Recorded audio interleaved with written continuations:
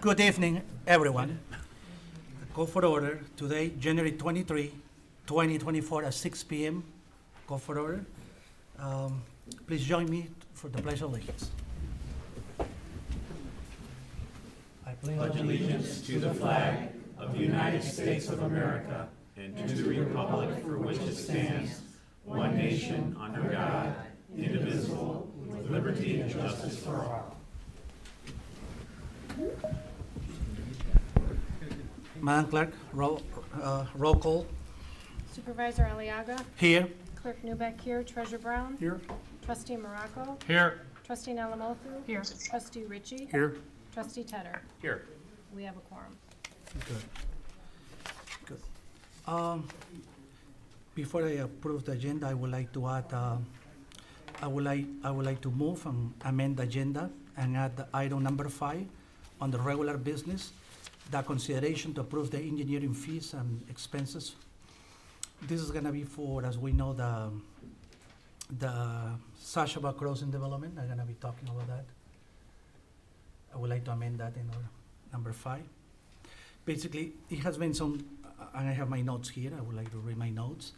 It has been some concern raised regarding the Sashabaw Crossing development located in the northwest corner of I-75 Sashabaw Road. The property has a long history, which includes prior consent judgment of Oakland County Circuit Court and significant site plan reviews and approvals by the township. Recently, concerns has been raised regarding the recent work on the property and whether such a work controlled by the township ordinance and has been in touch with property owners. Who has been, actually, property owner has been agree and meet and respond to any of the concerns raised by township officials and residents. In order to ensure that all the steps and ordinance have and will be followed, it's my recommendation that the township engineers meet with the property owner and review the concern raised. In order to do so, this is unbudgeted expensive. It's not budgeted it's not in the budget. So I requesting the board to approve. This, and I would like to add this item in the business agenda. Support. Okay. Have a support. Seems typically like you would at least had something written up for us to review. It's like you put something on there with no information. Now we're supposed to vote on that. So It's up to the supervisor to put any amendments. Can you verify? I can add something in the. Yeah. Why don't we just make it a discussion? Hold on 1 second. Dan? Yeah, it's a matter of timing, right? Mhm. I think what Trustee Ritchie is indicating is that you could put it in the agenda for 2 weeks from now. I think you and I spoke earlier today, you wanted to do it sooner than 2 weeks. Right. So it was, but the request is to simply authorize the supervisor to spend engineering fees for an investigation of the Sashabaw Crossing concerns that have been raised by the trustee. Yes. Yes, Clerk Newbeck? I believe it's typically within your spending limit to authorize that yourself, but I do agree we don't have anything before us to read, to do any history or background work on, and also typically we don't add to the agenda for the most part unless it's an emergency. So is there a reason that we need to make a decision on it tonight versus Well, in 2 weeks? I have been approached by a lot of residents, also a trustee, and they believe that they should take that action immediately. I have been working with some other directors, and then all directors didn't find anything, but some other residents, including Trustee Morocco, believe we have to take action, and I don't have any problem with that. This item is no budget. I cannot just take some money from any account and spend in this particular issue because it's a budget item. So I just want to bring transparency to the board, and I understand that. that's my intention. I acting with good faith. I understand Trustee Ritchie. I'm just asking for opportunity, at least to the people here, and see what is the issue. well, typically, I think you would think there's an amount you have in mind. And I guess you would, if we're going to approve something, it seem like it'd have a limit on it. So it isn't just like, okay, here's free free spending, spend whatever you want. So, No, Excuse me. okay, Claire? I guess we can talk further if we, Yeah. if we put it on Sure. the agenda to Let- discuss. Yeah, it. let's put it in the, thank you. Okay, it has second, so all those in favor? Aye. Aye. Any opposed? Okay. Aye. Now I need you oppose, or, excuse me, it wasn't opposed? No, Oh, okay, everybody. I was approved. just late, I just Oh. wanted to make sure I did it, sorry. Sure, thank you. So now I need a motion to approve the agenda. I'll With make a the- motion to approve the agenda as amended. Second? All those in favor? Aye. Any opposed? Thank you. Okay. Now we're going to board and public announcements. Board members or any individuals would like to address to the board? Anyone? I think Mr. Carlisle would like to say a few words. Is that board comments? Or- He would speak Oh, under. he was, public, okay, I'm sorry. You're right. Anyone? Thank you, Carrie. Mhm. No? Well, I want to say very happy with the Lions. Go Lions. It was a great overcome. And so happy, exciting, and looking forward to beat San Francisco. So I'm really excited about that. All right, well, moving on. All right. Now, public comments. Any individual would like to address to the township for no more than 5 minutes. Need to address the name and address. Mr. Carlisle raised his hand. Oh, Mr. Carlisle, please. Great, thank you. First of all, can you all hear me well? Yes. Yes. Thank you, and I was planning on being there tonight, but I have to admit that I had to accede to the wishes of Mrs. Carlisle to not drive in what could have been inclement weather. I think you can all understand that. You know, I want to say something. I realize that we all make comments in meetings and public meetings that may be expanded or exaggerated to drive home a certain point. I get that. I've been involved in a lot of public meetings in my life, and I understand how that happens. But I do think that there were comments made at the last Planning Commission meeting that Independence Township is the most unregulated community in Oakland County. And I think I have a unique ability to respond to that particular comment, not only as your planning consultant for 43 years, but as the founder of a company that now represents 80 communities throughout southeastern Michigan, 16 of which are in Oakland County. And I think you know that many of them are your neighbors, and such as Orion and Oxford. These are communities that we've represented, you know, for a number of years. And I want to say to you that to answer the question, is Independence Township the most unregulated community in Oakland County? Of course not. Of course it is not. This is a preposterous notion from that standpoint. You have enjoyed a reputation over the years of being one of the communities that we represent who have been the strongest proponents of upholding and updating your master plan. This goes back long before me. This goes back to 1966. And every board, every planning commission that I have worked with over those years since I arrived have believed in this idea that the master plan is the cornerstone of policy in this community.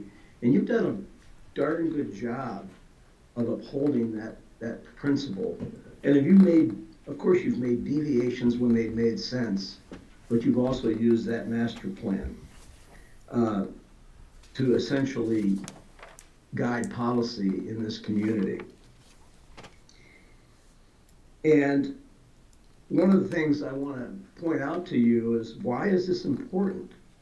Well, keeping the plan current is one of the best defenses you have to defend the decisions that you make. I'm going to pose the question, when was the last time the township was sued in a zoning litigation case? It hasn't been in the memory of any, I don't believe, of any members of this current board or any members of the Planning Commission, because I know when it was. it was over 30 years ago. And I think that the policy and the decision-making, the policies that are found in the plan, and the decision-making that comes from that plan has avoided that possibility. Obviously, as Mr. Kelly and I both know, that can always happen in the future. But I think that your reputation of making sound decisions based on your master plan and upholding the standards of the zoning ordinance, which are based on the master plan, have been one of the cornerstones of this township for many, many years. So I did choose to, refute these statements because I believe it is both incorrect to label the township in this manner, and it is also damaging to the township. I pose the question, why would anybody invest in a community that is the most unregulated in Oakland County? Why would our DDA be put into place only to try to attract people to earn their hard-earned dollars into Dixie Highway in a community that's the most unregulated one in Oakland County? Well, I have to say that it's not true. That's why I'm here to refute that statement. But I also think it denigrates the role of this township board, past township boards, the multitude of planning commissioners and zoning board of appeal members that I've worked with over 43 years, who have been instrumental and dedicated in enforcing the policies, principles, and standards of your ordinance. And that includes many of you who are sitting before me tonight. And as important as it is that it gives the impression that not only are you board members not doing your job, it gives the impression that the people that you're paying to do enforcement are not doing their job. However, the statistics prove otherwise. In this last year, the building department issued close to 2,000 total permits, building, trades, land use, and temporary sign permits. These are not all just for developers and development projects. These are for the average homeowner, where the building code is a life safety code. It's intended to protect the consumer, to ensure that things are built in a responsible manner. That is not evidence of lack of regulation. Nearly 6,200 inspections were conducted last year to enforce those permits. In the planning department, which includes enforcement, they answered 420 zoning complaints. These were included, just many, local violations, and also included a number of illegal signs. And all you need to do to understand what the enforcement department is doing is go on your own website. Brian has set up an excellent tool for citizens and board members, for the matter, to review where enforcement activities are taking place. You can click on any one of those dots on that website, which is, by the way, unparalleled in the county. I don't know of any other communities that are doing this, but that show enforcement activities and give citizens, first-hand information in terms of how they are being served by their local government. Regulation also includes your fire department. For years, we have worked very closely with the fire marshal and the fire chief, ensuring that sites are planned in a manner that is safe and accessible by the fire department.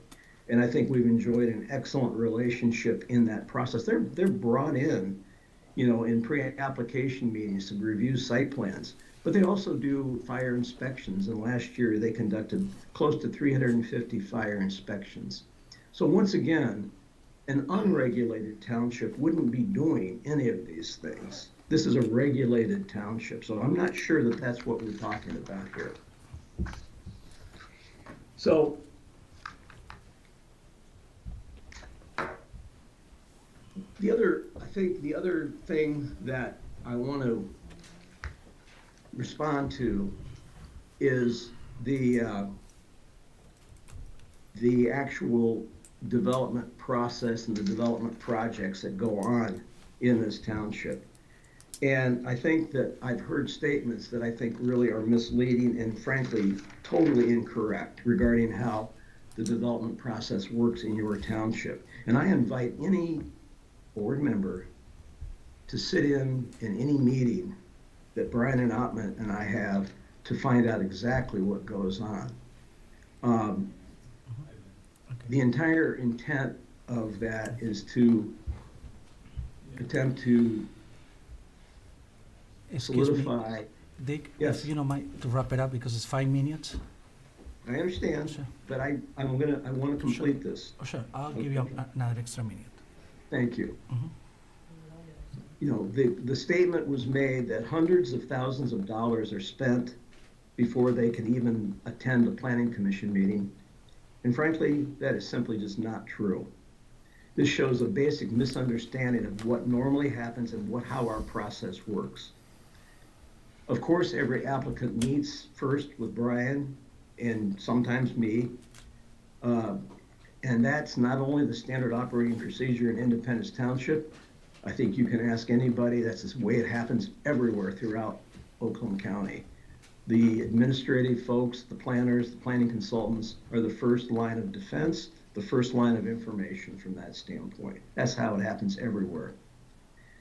But we, once we do have an active project, and let me say that probably only about 5% or maybe even less of the inquiries that both Brian and I receive never see the light of day. And why is that?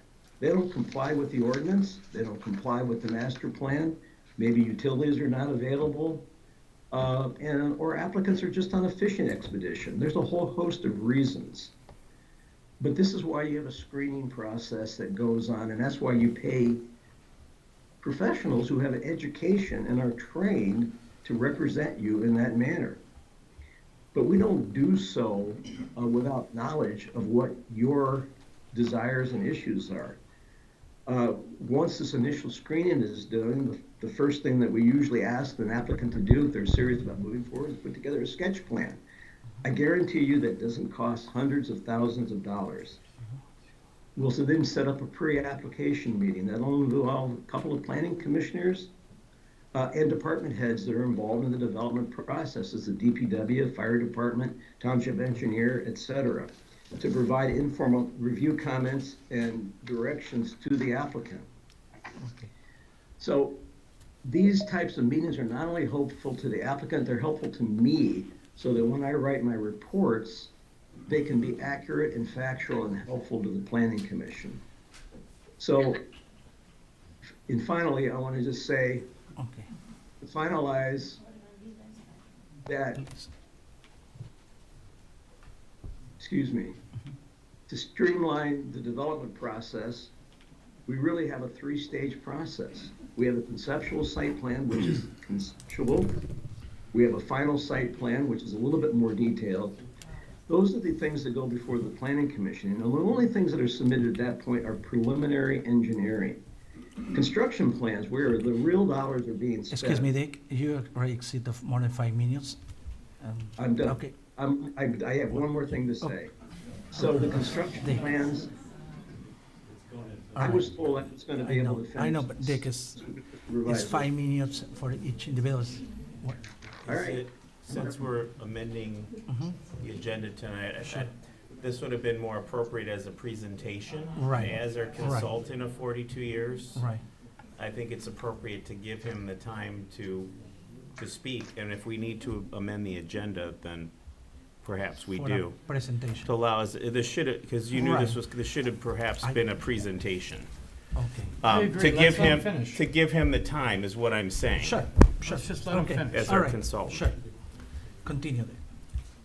Well, I think I've said what I need to say. I mean, I think the whole purpose of what I'm trying to say is applicants are never misled down a path that does not lead to, approval, or, they're told when they're not gonna get approved. And, the whole point is to avoid people unwisely spending money in the township, and to, help direct and guide people who are gonna wisely spend money in the township, which we hope that does happen. So consequently, as I said, I think that's a fundamental misunderstanding of the process of how it works, and has always worked in Independence Township, and frankly, works in other places too. I mean, we've taught county communities about our process in the One Stop Ready program. And some of you have attended that, some of you have not. Both Brian and I have taught in those classes, because the process that we have developed in Independence Township is precisely what the county has recommended for how development should occur in this community. So again, thank you, but I felt that to defend the township and the activities, and I think the good people that I've worked with for 43 years in this township, who have volunteered their time or decided to, become elected, deserve, I think, more than that characterization. So I appreciate it, and thank you very much. Thank you. Thank you. Anyone else that would like to, online, that would like to address to the board? Is public comments. Okay, moving on. Thank you. Okay, we now have a public hearing. We now have presentations and report. Consent agenda.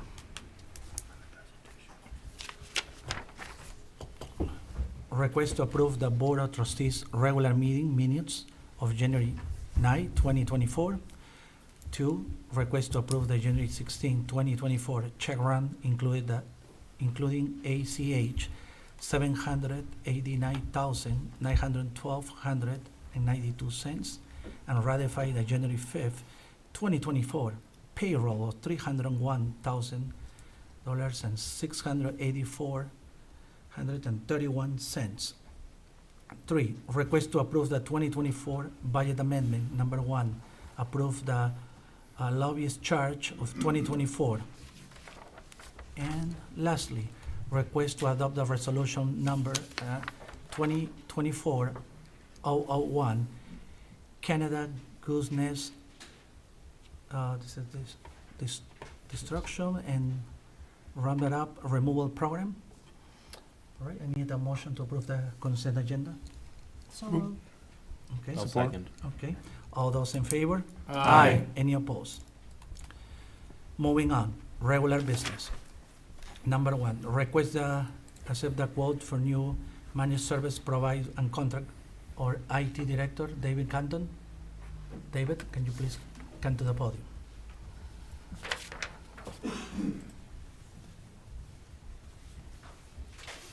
How's everybody doing? I'm a little nervous. I'm pretty new with this, so please don't judge me. No, don't worry. I'm not really sure how to start these things, but essentially what we want to do is change managed service providers. Right now, we're paying a little over 70 grand a year for essentially just like a level 1 help desk of a managed service provider. What we'd be getting by switching to INC systems, we'd be saving quite a bit on an annual basis, just cost-wise. But what we would get is a level 2 and 3 more advanced support, and that would be normal for us. We're going to get some tools that are going to help us track tickets so we can see things progress. Certain triggers with tickets will, trigger this person to do this kind of action kind of thing. So right now, essentially what we have is your printer doesn't work. Let me call a guy. He's going to come in, he'll help you with your printer. I'll handle all that stuff in-house. I can knock those things out in just a matter of a few hours of every single day. So having a new company, we're going to have more engineers that we can speak with, new tools that we're going to have so we can remotely manage things in a much more efficient manner than we are right now. And I'm hopefully that we can make this happen and look forward to it. Thank you, David. Any board members have any questions, concerns, or any comments for David? Clerk Newick? I just make a comment that we did go out for bid for those that might be at home and might not have the information in front of them. And we have an internal committee, an ITOC committee that is also met, and we did review the top 3 choices. And it was a recommendation, and that is included in the minutes of the ITOC committee, to recommend this company. And I do believe it's a 1-year with option to renew for a 2nd and a 3rd, correct? Yep. So. Okay, that's the only any other I have. comment? Treasurer? Yeah, I'd just like to Taylor? comment again for those at home as well, that I think it's great when the stars align that you not only have a competent vendor, but one that came in with the best price, seeming like both on-site, off-site services. Yeah. So, and it seems like they have a track record. They're just not trying to get their foot in the door per se.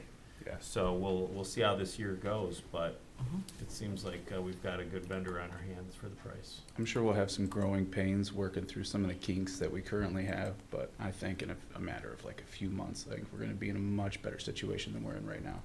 Not that it's bad or anything, but there's just certain things you can always do better, you know? Sure. Anyone else? Okay. Oh, Treasurer Brown. I'm just impressed with how you've got the underlying documents put in through hyperlinks.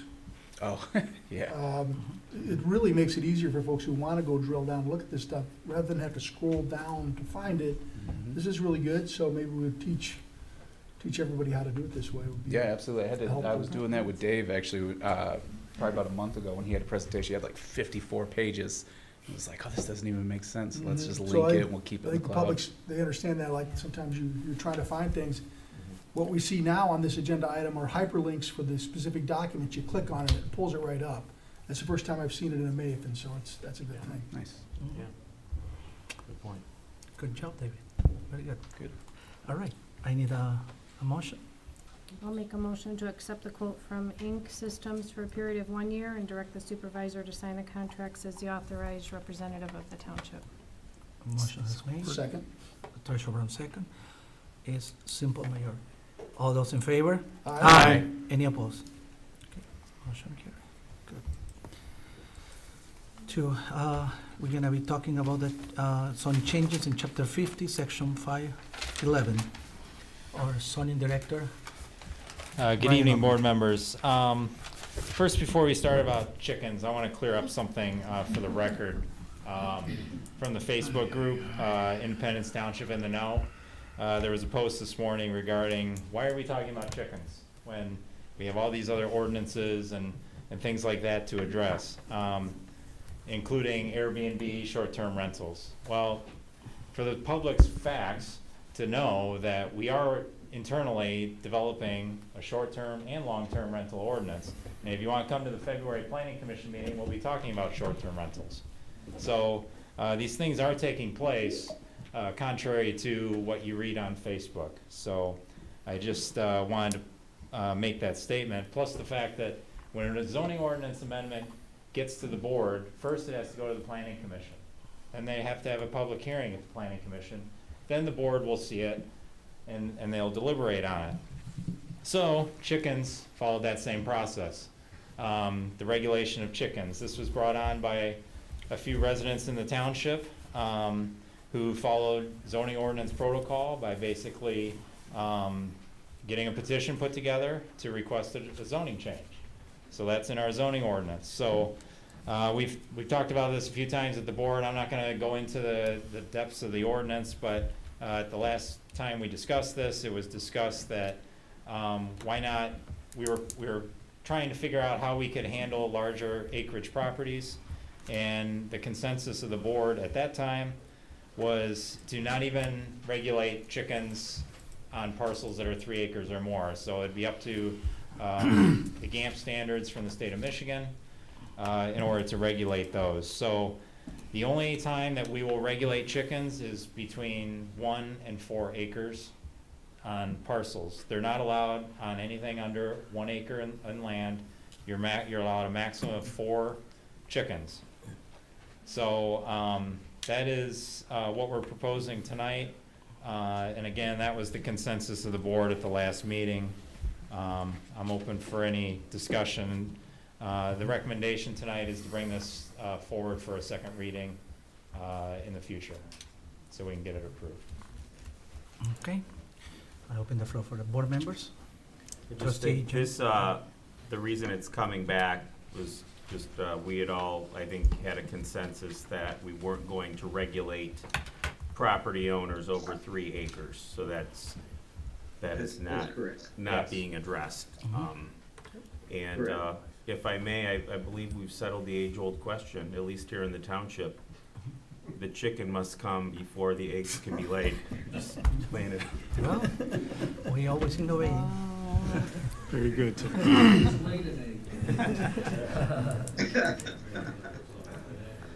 Yeah.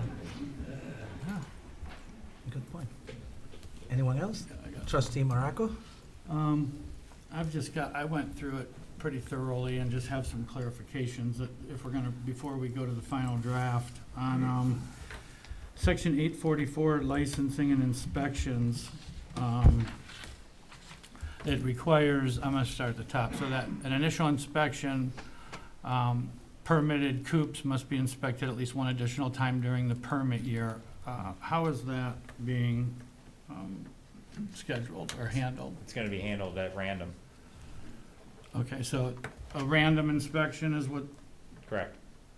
okay, so I don't know if we wanna make that part, let people know that they don't have to schedule it, that they're just gonna be showing up at some point unannounced. And in the next section, on the, section 1 of 845, as far as the building materials, it says that they're not supposed to be used in corrugated metal, fiberglass, sheet metal, plastic tarp, scrap lumber, or similar materials. Since corrugated metal roofing and metal, sheet metal is what coops are often made out of, what material are we recommending that the residents use? Because Well, it doesn't say. It just Mr. says Carlisle don't might use. want to factor in on this, because I believe this is something that comes out of the Michigan State standards for how to build a proper chicken coop. So that's my understanding. So obviously wood is that material. Like Yeah, wooden this- shingles or what?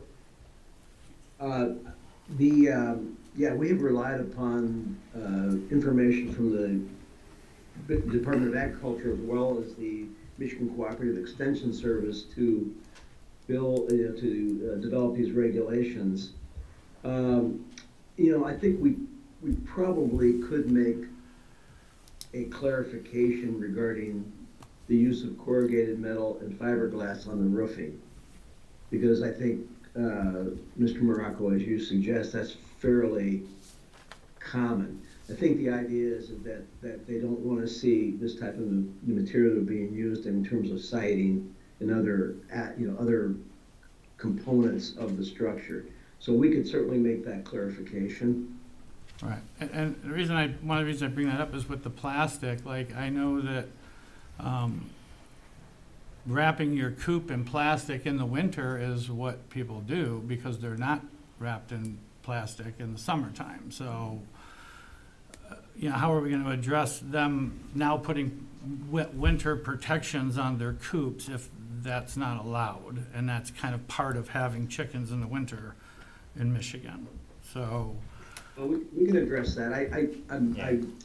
I'm curious if I believe that speaks to the whole issue of ventilation in a coop, if I remember correctly from what I read in terms of the guidelines, but Megan Minnick in my office is the expert in this, and we're still at an advisory level on this. Right. I'll ask her about that, okay? Yeah, because it just states, made of durable materials, but durable materials to me isn't wood, as much as it would be something maybe that's, that wouldn't deteriorate. I don't know, they're building multi-story buildings out of wood now. Well, right, but I mean outside in the weather as a finish, but also a number 3, C, it calls for chicken wire to be a minimum of a 1/4 inch size spacing, and although I'm not a fan of chickens, I know that chicken wire is considerably larger than a 1/4 inch, because when we use 1/4 inch, it's like a rigid piece of wire mesh. That's super high density mesh at a 1/4 of an inch, and that just, I don't even think you could buy 1/4 inch at Tractor Supply. Maybe you can, I'm just saying that specifying down to an inch, and I don't know if that's a standard that the state was using, but that's not the size of chicken wire. So I wouldn't want someone to invest in wrapping their whole thing in chicken wire and then get jammed up for their holes being too big, Right. And then the one thing I don't really understand exactly is the difference. I understand the difference between a coop and a pen, but it says that in 845G, it says that the coop and the pen have to be elevated. And I thought the pen was like what's on the ground, like where they run around in the dirt. No, the coop is the structure where they are enclosed, generally at nighttime. Right. A pen is an open structure that typically is attached to the coop. Right, but it says that the coop and the pen both have to be elevated in the air or have a rat wall to keep mice from getting underneath them, but a pen's not elevated. All right, yeah, I can check on that too. And then it says that it has to have a high enough fence to keep out predatory animals, but that it's uncovered. So I was under the understanding that we were going to create because of the chickens getting out in such small areas with other neighbors and predatory animals coming in, that they were going to always be under a roofed or fenced in or some sort of contained structure. But we're saying they can be in a pen with an unspecified height fence with no covering over the top. So I can see that becoming an issue, because if there's something in the pen chasing the chickens, they can jump up in the air pretty high if they're about to get their ass bit, so I just don't know how to address I'm not in favor of the whole thing personally, but I don't want to also put an ordinance in that is got everybody chasing their tail and people, and not understanding clearly what the restrictions and the guides are, and that will save Brian a lot of wasted time, and it'll save the residents time and money if we're specific to what we want them to do. I just think that we should do that. So that was my Sam, can I ask a question, Sam? Excuse me, Mr. Marco. Yes. Where? Okay. Where?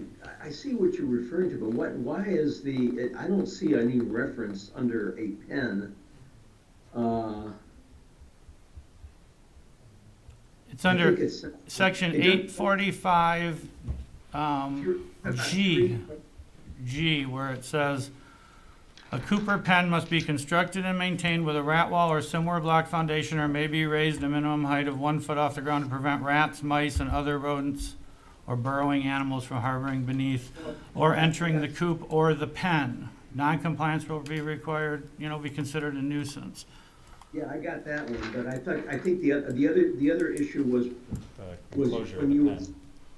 was the enclosure of the pen. Oh, okay, let's see, Just doesn't that was specify. 45.3, let's see, 45.3. See, yeah, that's where you're talking about. That's got the 1/4 inch wire openings and the, a pen must be erected around it, blah, blah, blah. Yeah, that's, 3C.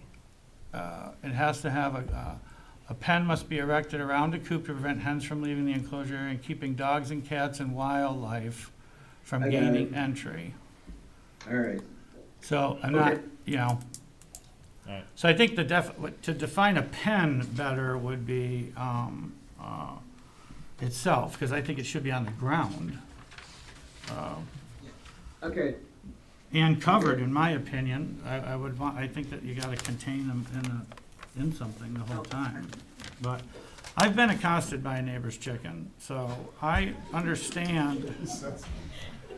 I didn't say how I was accosted, I just said I was. And I'm on bigger acreage, okay, and theirs got out, and things happened, you know? Why is it you were trying to Huh? jump into the pen? Well, I said, why is it were you trying to jump in the pen? yeah, well, it wasn't me jumping on the pen, but anyway, those are my concerns about the way that the ordinance itself is written. Okay, all right. I do have some concerns about how the ordinance came about. Because the way I understand it was that it wasn't some residents asking for it, it was a resident who was ticketed, who went to the zoning board of appeals to ask for a variance, which they couldn't approve because there was no hardship because it wasn't allowed. So they tabled the motion to allow the resident to look into possibly getting the ordinance changed for 1 month. That would buy her a stay of execution of removing her chickens and her coop. She then came forward to the planning commission with a petition.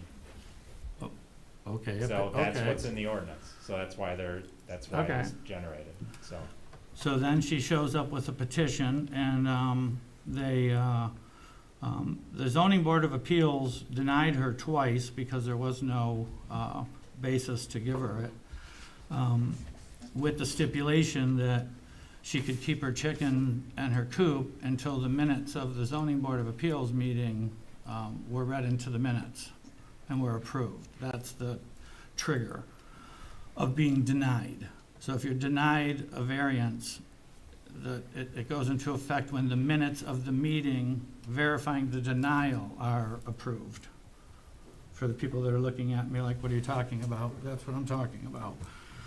My issue is that she was under the assumption that she could go to the planning commission, convince them to change the ordinance for her and this group of people who petitioned for her to have the chickens mainly, and then go through a year-long process of the planning commission, a zoning ordinance change, and then coming to the township board for approval, which is where we're at right now. All the while, to my understanding, that she never was brought into compliance. So I guess what I'm asking is, when the zoning board of appeals, if I'm not mistaken, who's a quasi-judicial board, tells her that she is denied, she only had till April 5th to remove the pen, and she was, how is she allowed to keep that until we decide to change the ordinance to accommodate her, is my concern. Because if that's the case, that you get denied a variance and you can say, well, why don't you just let me keep, non-complying until I can convince the planning commission and the township board to change the ordinance for me. That's not how it's designed to work. It's, there was a lot of concessions made, and the message this is sending is not the message that it should be. There is no message. The message is, when you're denied by the zoning board of appeals, the township board's job is to get you into compliance. That's how it works, and this did not happen this way, and I don't understand who authorized it to continue or where that authority comes from. Well, in our discussions with the township prosecutor who would address this in court, we decided to put a stay on it due to the fact that if we take this to court, the judge is going to be keenly aware of the fact that we are working on ordinance amendments, and he'd say, why are you here? So that's why we do this way, in this particular instance. In normal circumstances with ZBA denials, yes, when the minutes are approved at the next meeting, that starts their clock to where they can appeal to circuit court or they can comply with the ordinance. So we've had buildings moved in the township this year. Whole structures pre-built and moved. We've had structures that we've had to get torn down because of this. So for people that got denied at the ZBA and built without permits. So For this- setbacks or what? setbacks, could be area of the building, a whole host of things, so. Did we give them the option to leave their building until maybe they could talk us into changing the ordinance for them? They have every right to. Well, I know they have every right to, do we give them the same You option have to to give do them due that? process. If I not- still need Dan to verify, under whose authority do they get to override the zoning board of appeals, so that I'm clear on that. Well, Made it pretty somebody, So, first of all, I don't do the code enforcement for the township, and so the prosecutor and your code enforcement attorney does. Secondly, what I've heard Mr. Ottman say is that there wasn't the authority to override the ZBA. There was a decision between the planning department and your attorney representing the prosecutor that you would delay it to see whether or not this action was completed. In terms of Mr. Ottman's approach from a judge, I don't disagree with that. The judge would say, well, what are we doing here if in fact you're considering an amendment of the ordinance? And that's my understanding of it. So I wouldn't call it a authorization to ignore the ZBA. What I would call it is that a delay in enforcement to see whether or not this ordinance was approved. So. and so- everyone qualifies for this delay So. that's violating the ordinance? I So- just still don't so get it. what I If they got- can There's a make, conscious decision made. right, but under delay whose enforcement. authority? So The here's threat the of thing, being if sued? you guys turn this ordinance down tonight, then enforcement reactivates on her property regardless. So, I mean, there's things that happen in the enforcement world that this is what we do. We have to work with our residents. If we don't, and we ticket her, take her to court, Judge Costin or Fabrizio is going to basically give her what she wants. We're not gonna be able to get a court order entered. So, Okay, but sometimes you gotta take the risk of going to court to enforce the rules fairly with everybody. You're still not telling me how she got to go down this road and everyone else is tearing down buildings and moving their stuff and didn't get the because they same really- opportunity. Because, okay, so the people that get denials have the same rights and opportunities as this person did. She did her homework, read the ordinance, and found out what it takes to get an amendment. She did her homework throughout this entire process. So that's reality. And the bottom line is, if I have to get your building torn down because you built it without a permit, and you got denied at the zoning board of appeals, you don't have much recourse. There's not much you can get changed. Well, no, but if it's a setback issue, you can. I just still don't understand how for a prosecuting attorney that we hire and you are negotiating against what the zoning board did because of the threat that maybe we're gonna go in front of a judge. Maybe she would just comply and follow the ordinance. I mean, that's always an option too. She could have just complied. You could have just, like you said at the meeting, that on March 5th, she'd have to take it down. Then that changed. Okay. Somehow that changed to, we're gonna just let it ride out. So I just don't think that's the kind of way we wanna do business. It's gotta be all the same for everybody. Okay. Clerk Newbeck? I think the only difference in this situation, trustee Morocco, is that the board was undergoing, and the planning commission, an ordinance amendment, where a setback situation, any of these others, these homes were built without a permit, was the planning commission actively pursuing an ordinance amendment, or was it before the board? I think that's the difference in all of those cases. They weren't pursuing it before she had to take it down. They were pursuing it after the fact, is what I'm saying. And, it's. Okay, Treasurer Brown? So I look at this, the whole chicken coop thing, I was opposed to it initially. I just thought, wow, I mean, are residents gonna want a bunch of chickens running around, in the smaller lots? And boy, we didn't hear from hardly anybody that was opposed to it. But more than that, the residents who followed the rules, followed our ordinances, they came in here very professionally, they had a lot of supporters, they knew exactly what they were talking about. They won me over, and I think they won over the majority of the board. And for me, they did the right thing. I can't imagine why we would try to figure out how can we hammer down on them before we get through the process. It's gonna likely end up approving what they had, along with for a lot of other residents as well. So to me, it makes I think this is exactly what you should do. It's already passed by, the planning commission already moved it forward to the township board with a recommendation to make the change. The board's already considered a couple of times, but we're gonna take the person to court in the middle of that? It just doesn't make sense. What are we trying to do? I don't want big government trying to tell everybody what to do, and the rules we've got, they followed. And we're gonna now tell them no? I don't agree. Trustee Taylor? Thank you.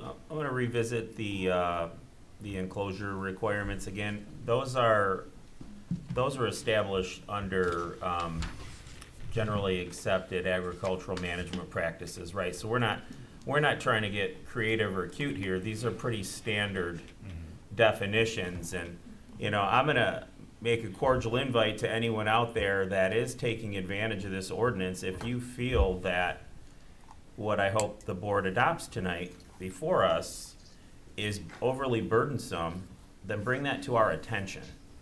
But until I hear that, I'm gonna default to those GAMP principles because they've worked for a lot of other localities. So on that piece. Second, there are a number of violations every week, certainly every year. I think there was 400 complaints. So it's a rare instance where at the same time or shortly thereafter someone is charged with a violation that there's an accompanying amendment to a zoning ordinance. This is one of those cases. And in my opinion, I think it was prudent advice by our attorney, Mr. Keenan, to advise us not to litigate this until we came to some conclusion about what we were going to establish in the way of a chicken coop policy. And lastly, I'll add that it's harder and harder every single day for people to live holistic lives, those that have lived through a traumatic event or had a health incident. I think it's really important for us to be able to support and embrace the opportunity for those that want to have their own little farm in their backyard. They want to have a few chickens so that they can have fresh eggs. I think these are fundamental rights that our township residents deserve. And until there's my opinion, an overt violation, there's a chicken coup, no pun intended, throughout our township, that frankly, we should get behind this and move on. Okay, thank you, Trustee Taylor. Okay, I guess I can open to the public. Or anyone that have any comments for the board?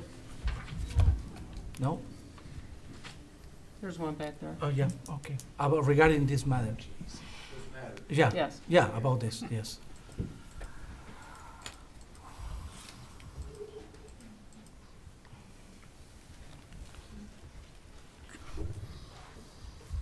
Mark Newsom, 9410 Ortonville Road. What about, everybody's referring to 4 chickens. What about, I don't want a chicken as a pet. I don't want chicken for eggs. I want them for the meat. So what do I do if I want to raise 50 chickens for the summer? I mean, you're not leaving me any options, is what I'm trying to, Do I have to go before a zoning board to have permission to raise more than 4? Yeah. Okay, You could do it for a year. okay. All right. Anyone else? Anyone online? Okay. I have one quick comment Sure. before I make the motion. I'm Sure. just curious about the part about it being a wood structure and what's so bad about it, because don't a million houses around here have their backyard decks made out of wood and they last all seasons and winter, and does it say in there they can never be painted or treated? So I don't understand what's wrong with the wood option on the coop, that's all. Okay, thank you for your comment. Okay, I need a motion. I'll move to accept proposed changes to the Charter Township of Independence Ordinance Code, Chapter 50 Zoning Ordinance, revisions to Article 2 and Section 5.11, including the addition of a new Article 4 in Chapter 8 of the General Code of Ordinances relating to the keeping of chickens, and schedule the second reading on the next available Board of Trustees regular meeting. Support. Okay, okay, support for Jim, okay. All right, this is a roll call. Discussion. Discussion, no, we already make the motion. There's a motion and a second. Now you can Yeah. have a discussion about the motion. What I'm asking is, that's how it Well, works. Yeah, that's how it Can we works. Okay, all right. Right, Dan? That's how it works. So, so are you going to have them correct all these loose ends on this thing, or are you approving it as it's written and just let it go? That's what, that wasn't clear. Because there was a Clerk, lot of stuff they were gonna tighten up on this thing. It has to still come back for a second reading, so it'll come back to us in a final form for approval and adoption. I think this is discussion to follow up the prior discussion that we had to clarify these things, so that when we get to the second reading, it would be in final form. That we don't want it in final form for the first reading. This isn't a first reading, though. We already had the first reading. Okay. For clarification, what are the loose ends? I know we've had a lot of good discussion here, but Right. what are the loose ends? Because I don't recall any. Okay. Okay, well, let me go through the list again for everybody. What is the list? Okay, is the pen elevated? Let's start with that. Is the size of the fencing going to be 1/4 inch or the size of chicken wire? Is the top of the pen going to be covered?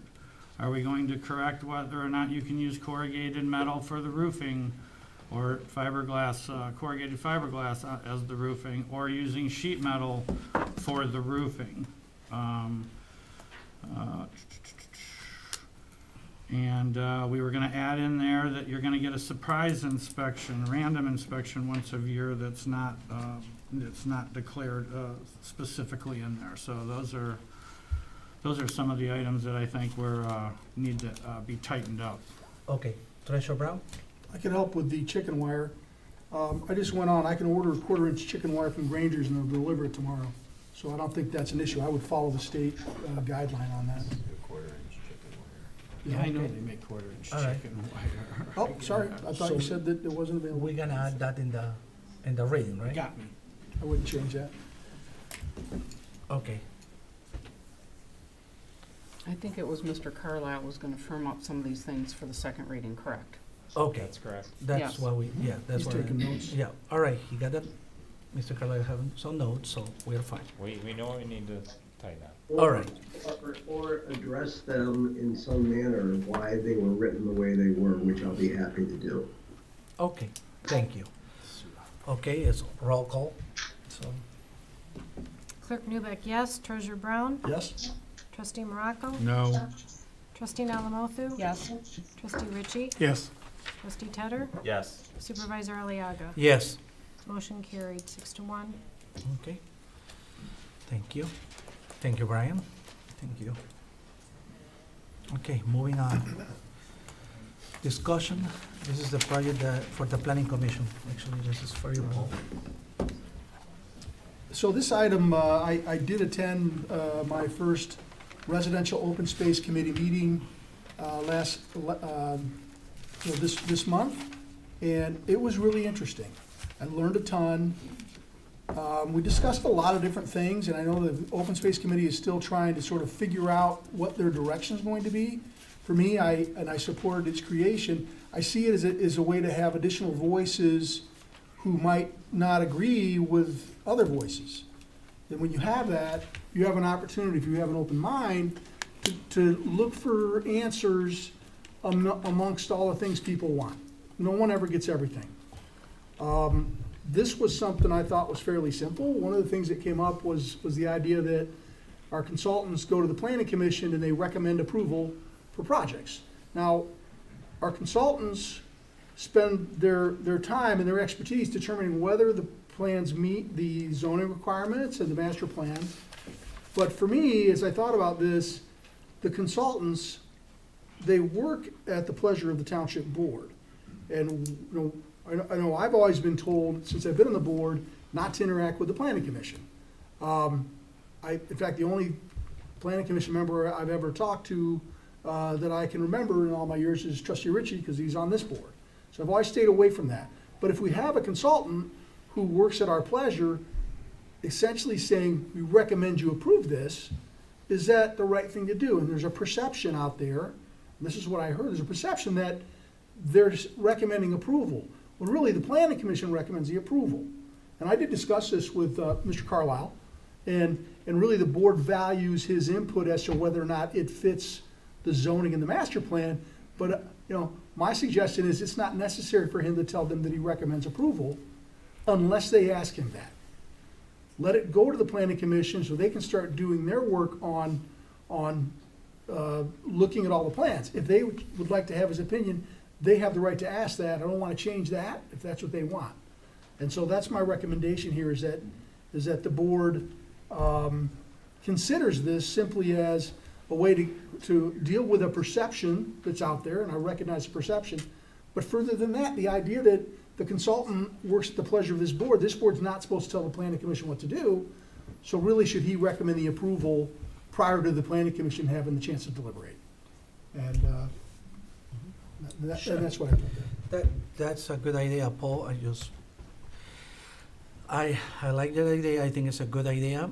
The only couple comments is when I read the mail sent Treasurer Paul Brown on behalf of the residential open space community suggesting to make any change for the PC, I do believe that maybe the recommendation just have to come from you, because if coming from open space, I mean, it's setting different precedent, meaning in the future we don't want the IT committee making a recommendation from Parks and Rec community.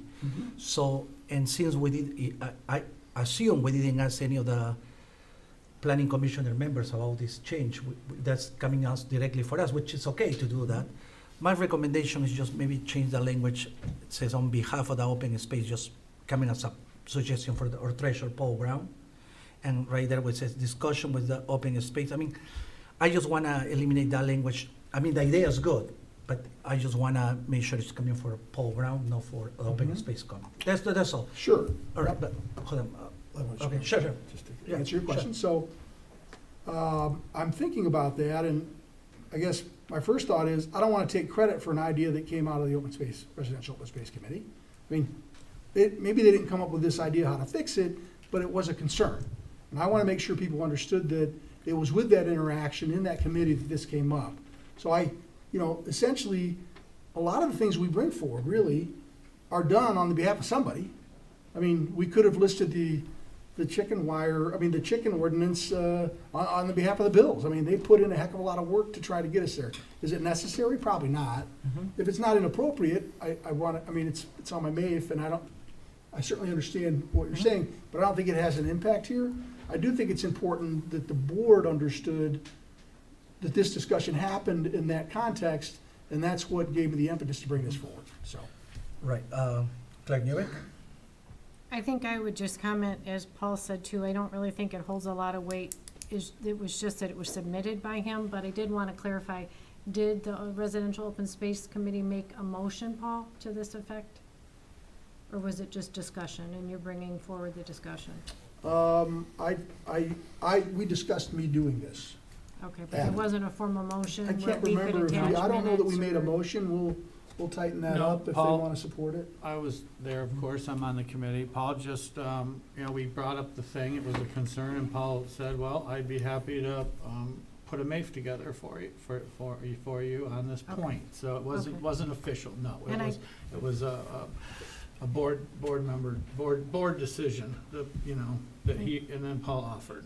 Okay. Because he's got I gotta have two people to get me to put it on the Yeah. MAIF, and he only needed him, so that was the fast track to getting it on there. I think going forward, he could just leave that out and just say as part of the Open Space Committee in his description is, and I don't think the motion doesn't reflect any of that, so I don't think there's any harm nor foul, Okay. is all I Right. wanted to say. And he's on the board, so it Correct. wasn't like the board brought it to him, he's on the Correct. board. Okay, yeah. Correct.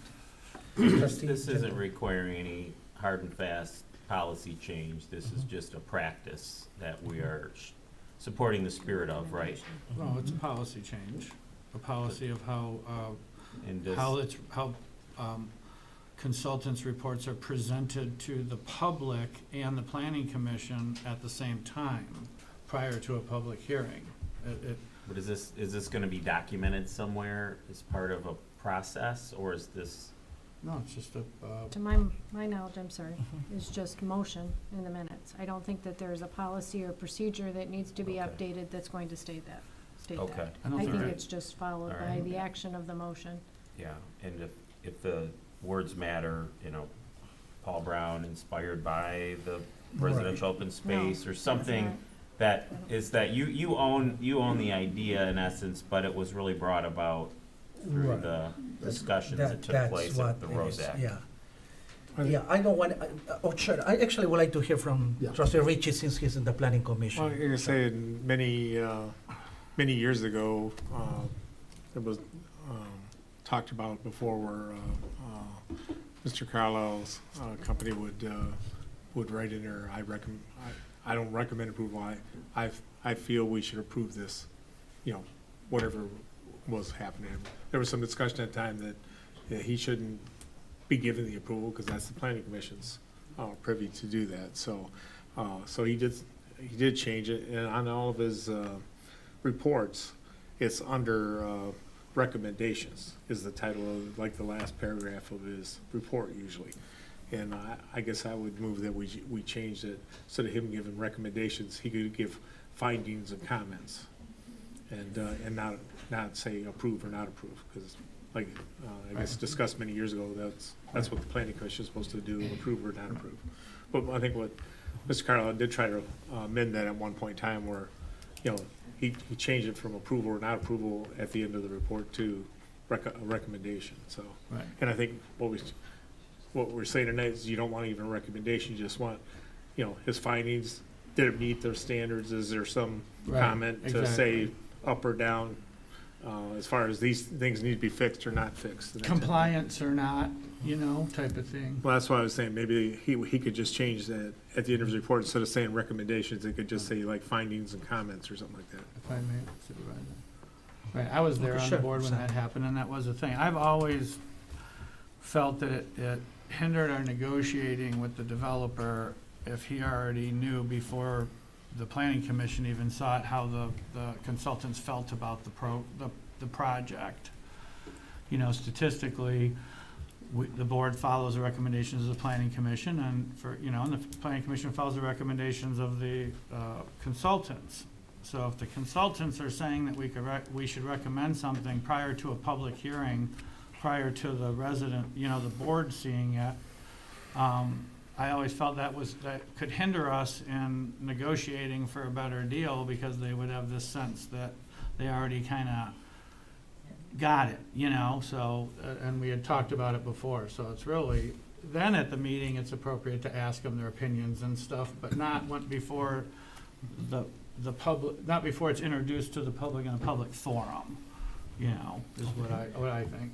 Treasurer Brown. I'll just piggyback on what Sam said. That idea of the developer, that wasn't one of my initial thoughts.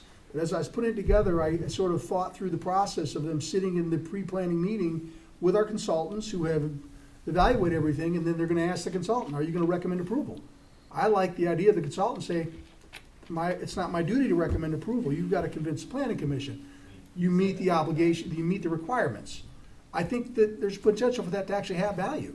Because then builders are coming in, or developers are coming in going, okay, I gotta go convince those guys, right? And so does it impact in the end? Do we know that? We don't know, but it can't hurt us, so.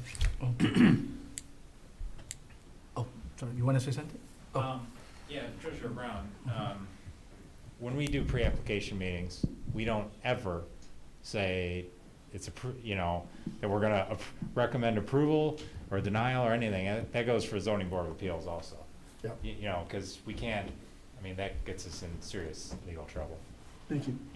Okay. I guess as far as the motion goes, that's why I Sure, was getting back, to me, I think it'd be cleared up by just saying, we wanted to change the title of on his report from recommendations to like findings and comments or something like that. Or compliance findings or something like that. I think that's what I heard Sam and Paul really saying. It's like, Yeah. if there's something doesn't comply with ordinances or whatever, we want all those comments, noted and everything, but So I think my MAF accomplishes that, because all my MAF does is, it asks not to be presented with a recommendation of approval. It's very specific. The other things he would still do, and it also says prior to deliberations. If the planning commission wants to ask him his opinion, they have every right to do that. I'm not trying to tell them how to deliberate, because again, I don't think that's appropriate. But I do think this is simple enough to actually capture that, but I would certainly like to hear from Mr. Carlisle. Okay. Oh, Dick? thank you. Well, I don't have any, I mean, this is a non-issue to me, to be very honest, but to me, you know, the township supervisor, previous township supervisor came to me, a previous township supervisor came to me and asked me to follow a different approach, and I did. And a year later, he told me to go back and do it the way I normally do it, because he was frustrated with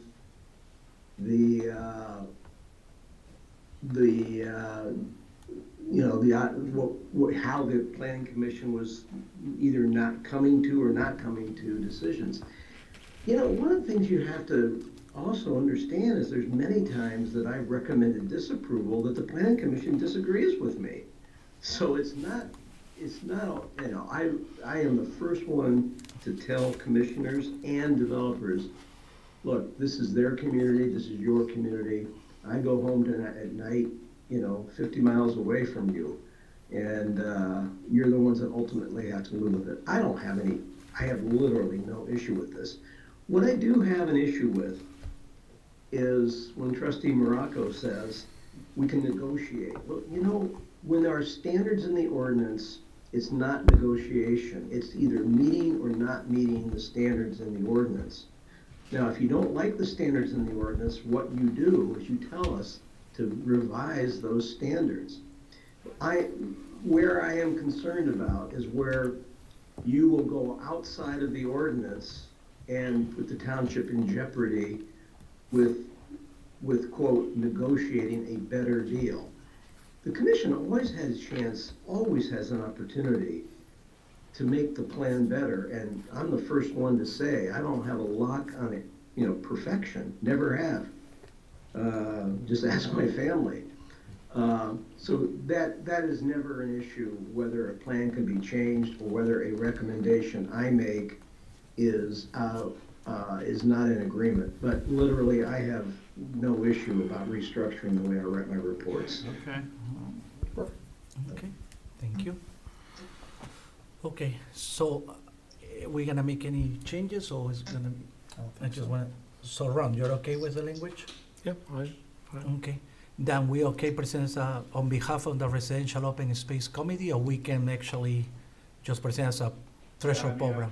Well, I agree with the clerk, it really has nothing to do with the. Actually, you know, Supervisor Yes. Aliaga, you could ask me to do this, and I would do it. That's all that's necessary. Okay, all right. As I did with Supervisor Kittle, this is all that's necessary. All right, Because there isn't a policy in place regarding how consultants, you know, provide their advice to the community. I mean, I don't think you would want the township attorney in closed session not to give you a legal recommendation, would you? I mean, that would be ludicrous. That's what you are paying him for.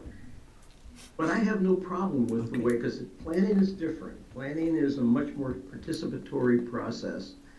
And I have no issue with this in terms of complying with your request.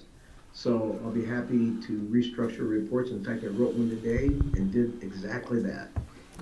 okay, So I'd like to I'll move to request that projects presented to the planning commission not be presented with recommendations of approval prior to deliberations. Support. okay. All those in favor? Aye. Any opposed? Okay, pass now.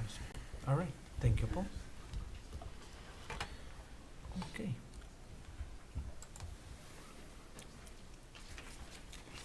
Okay.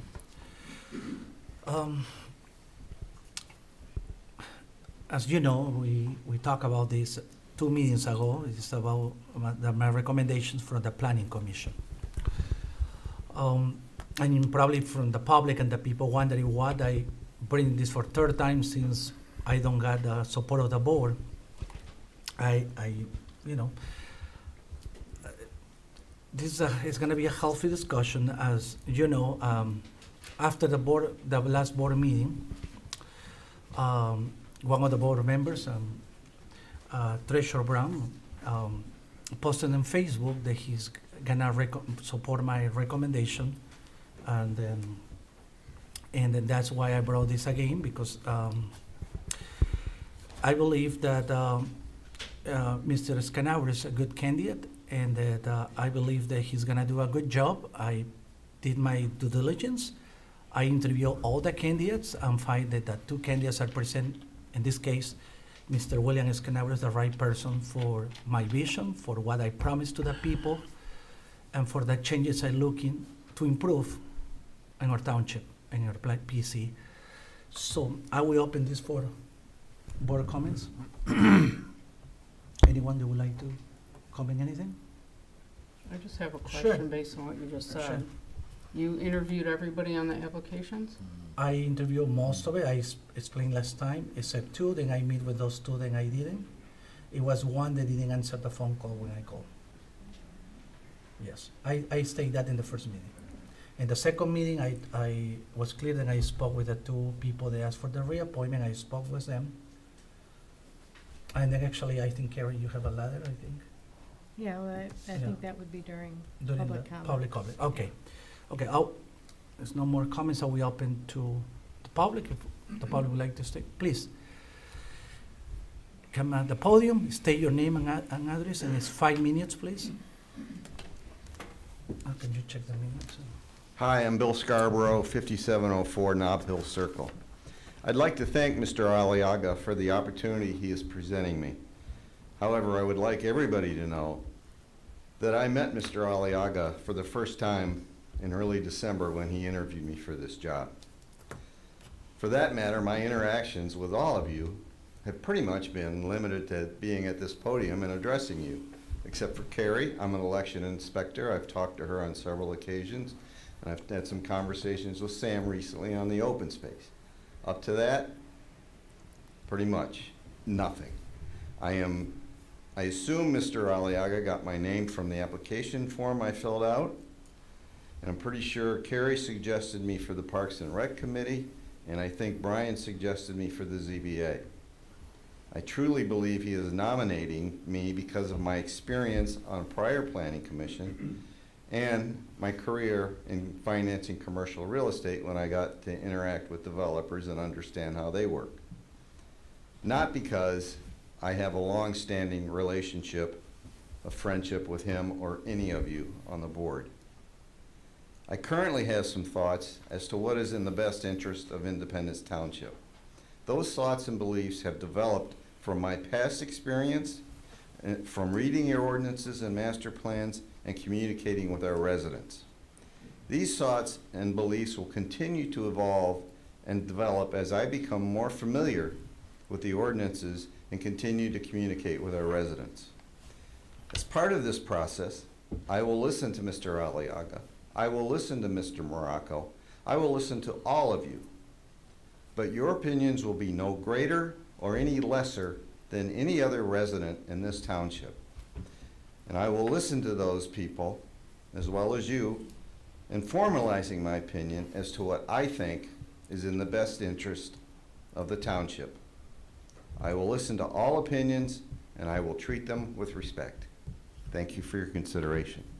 Thank you. Thank you. Thanks. Okay. All right. Anyone else? Please come to the podium. State your name and address. Okay.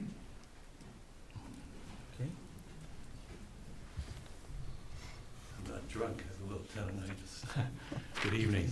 Good evening. We have an opportunity here. There's not many people that come down the pike that have the qualifications or the experience that Mr. Scarborough has. And for that, what he's done in our community, the little bit of time he's been here, you look a lot of times when you look at you've seen some resumes that come down through your desk. But who are these real people other than what you see in front of you? We look at all these people. You look at a testimony, this is living testimony of Mr. Scarborough. This is what he's done in the short time that he's been in our community. We have an opportunity right now, and I hear from the board, an opportunity to improve our community. Mr. Scarborough, with his expertise, his qualification, and most of all, his desire to make our home a great place to live. Thank you. Excuse me, sir, your name and address? Bernie Cousineau, 5728 Nob Hill Circle. Thank you. Anyone else? Please, state your name and address, and it's 5 minutes. My name is Greg Gagne. I live at 5632 Nob Hill Circle. Let me give you a little of my background. I was the F-117 stealth fighter commander in Desert Storm. I ran a major Air Force base in Alaska. I was a regional vice president for an international security company controlling 6 states and 2 Canadian provinces. And now I've had multiple opportunities to be on different boards and advisory committees. I'm currently a member of the Hills of Pine Knob Homeowners Association, where Bill is the president. I've witnessed his meticulous attention to detail, his communication skill, his desire to participate in the community, and the depth of research he provides to make sure that a process is done right. He's exceptionally knowledgeable about the processes that go into the Planning Commission and their necessary requirements. Neither me nor any of the community is here to support any particular individual's agenda, nor are we here to denigrate previous planning commissions and what the community has done. We are here to support the township and the community that we live in. We highly support Bill's selection. There's no one more qualified. Thank you, please. Please. Okay. Thank you for your service. Okay. Thank you. Anyone else? Okay, please. Come to the podium, state your name and address, and 5 minutes, please. My name is Linda Ronan Brown, and I live at 5716 Nob Hill Circle. And I'll be very brief because we don't need to beat this into the ground. But I am a resident of Hills of Pine Knob as well. I've worked with Bill on a number of things. I am here to support him because he has supported all of us in the numerous difficulties that we encountered after moving into our homes. I've lived in Independence Township for 28 years. We first moved here and moved into a custom home made by Joe Noel, and it was quality work. That was not what happened to us this time. So I do support Bill, and I hope that you will also, because I think that we do need to be looking at things more closely going forward. Thank you. Thank you. Thank you.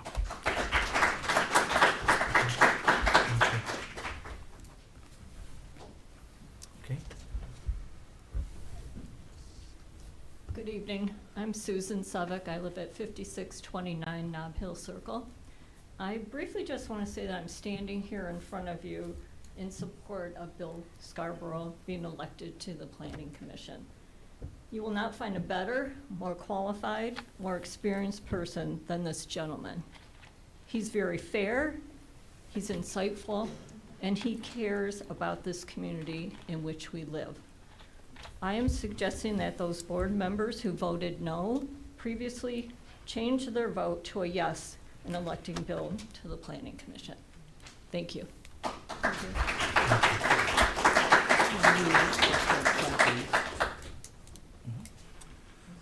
Okay. Excuse me, please, if you can, we, for the moderation, we're not allowing to clapping at this point, please. Sorry for that. Okay? Sharon Basell, 5616 Nob Hill Circle. Why I'm here again. I'm not going to go over everything I went over last time. Mm-hmm. But at the end of the last meeting, a comment was made to me by a trustee that you got one and we got one. And I find that to be particularly arrogant and offensive, and that is not the way that this township board should be being run. But now that you know that, the second reason I'm here is because I want to witness, because I don't know him, whether or not Trustee Brown will be a man of his word. I hope you are. Mr. Scarborough is, for sure, and I can vouch for that personally through all of the things that we have been through with our build. He has 20-plus years. It was stated last time that he had 10 years. He has 20-plus years of planning commissioner experience, which I think goes a very long way. We have already had to have in our condo community, within 4 years of having the road capped, we have already had to have a special assessment because of the road and sewers. That should never have happened. There should have been an inspection, but the other thing was that there's virtually no bond or escrow or whatever you guys call it for us to go back to the builder and have the builder pay for the things that should have been changed. And contrary to what Mr. Carlisle said, I disagree with him that you have been very, very lucky with lawsuits. Jim and I caught, through our inspector, the fire demising wall issue. That was such a serious violation. Our buildings, every building had the possibility of being burnt down quickly. We went to, I can't remember what the fellow's name was, in the inspection, and he came out, he climbed up in our attic, got on the builder, and he had to fix it all, which he had to pay for. So when it comes to, like Mr. Morocco having issues at Walden Village about roads and things, it is the builder, developer, it's their responsibility to get those things done at their cost if there's an issue. If they have to pay for the engineer because they're not satisfying things, then that's what they have to do. It's not going to come out of our township's money. That's not the way it's supposed to work. So the thing that is really concerning me is that now there is, I believe it's sewer and road issues. There probably is more because things aren't being inspected. They weren't for us. And now it's public. So if Walden Village comes back and says, oh dear Lord, you didn't do this, you didn't inspect this, we're going to be on the hook for that. So I would appreciate it if you would just listen to Mr. Morocco a little bit more, because the liability issue is huge. And Walden Village isn't going to have any more reserves than we have at Hills of Pine Knob because we're a new condo development. I was naive to that part. I admit it. We're trying to build up our reserves, but we've already tapped into our reserves to fix things that should have been done right. And I want to, basically, I would like, I'm not sure if it's appropriate, but can I have a show of hands of who's here to support Bill? It was brought up to my attention that after the last meeting that some trustees, I don't know who it was, had the opinion that we all came to support Jose. Most of us, I met Jose once at something back in Farmington 25 years ago. That's the only reason I know who he is. I can't remember what the situation was. I don't know him. I didn't come here to support him. I came here to support Bill. He is very qualified, and basically, to go back to my opening statement, if you want to remove your non-resident person on this commission, you can have your one. Okay. Next.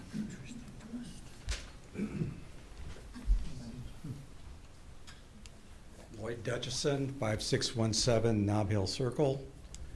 I wasn't going to get up and speak, but after the last speaker, I think it's appropriate that I say a few more comments. The gentleman that gave a presentation on the video said this was not one of the poorly regulated townships in the state. When I moved in I was told it would probably be in my best interest to go ahead and have an inspection done independently of my unit. And so I did. I contacted an inspector, I paid for it, and he went up in my attic as well. Now, I moved in one of the last people in the development. The incident about the firewall not being constructed properly in a 4-unit building and having a fire go through the entire building because it wasn't built according to code was important. When my inspector came out, he said, "Do you want me to check that?" I said, "Don't worry." I said, "We had an issue come up like this earlier, several years earlier. I've been assured that that won't happen again, that it's been taken care of. The developer told me this." He said, "Just let me check." So he went up in my attic, and lo and behold, there was no proper separation between the units. And if a fire started in one unit, it could have spread within who knows how quickly to all the units in the building. This is after the developer had assured me that that problem wouldn't happen again. I called the city. I found out the number to call to get to the proper inspector. I spoke with him directly. He told me he had already been in contact with the developer. So in other words, he was aware that there was a problem here, and yet when I moved in, the problem was still there, and if I didn't get an inspector, everybody in my building would have been susceptible to a fire. This is already after it had occurred one time, and the builder hustled and took care of the problem and said, everything's been inspected. Because the person that actually came out from the builder to make the repair said, "I was the guy that came through originally the first time it happened, and here I am again now doing it a year or 2 years later." So when we say that inspections are done because they're supposed to be done, that's not necessarily true. We need to change, and that's why I'm supporting Bill Scarborough. Thank you. Can I just ask, sir, when that was? When was the inspection? Yeah, when did this occur? In 2021. In '21? They were built? When were they built? That was the second time. His was the last Right. buildings in the building. Right, mine was one of the last 8 buildings completed, or Okay. units completed. Okay, The original was from the 2019, when we had that inspection. okay, thank you. Okay, anyone else? Please, state your name, address. Jillian Fuller, 5264 Glenwood Creek. I spoke at the last meeting regarding my support of Mr. Aliaga's recommendations for the Planning Committee. I was disappointed in the board not approving Mr. Scarborough for that Planning Commission. I had emailed those of you who did not approve that recommendation since that meeting. And some of you responded. I appreciate that. I appreciate you taking the time to respond.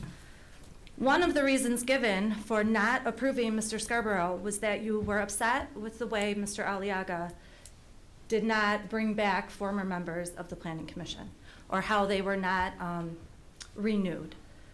I understand that. That must have been disappointing, and I'm sure those members were upset with that. However, that's a personal issue. That disappointment is between you and Mr. Aliaga. And by you not approving Mr. Scarborough's appointment, you're holding our community hostage. I'm hoping that today you can make the right choice, you can put those personal feelings aside, and you can make a decision that will help our community.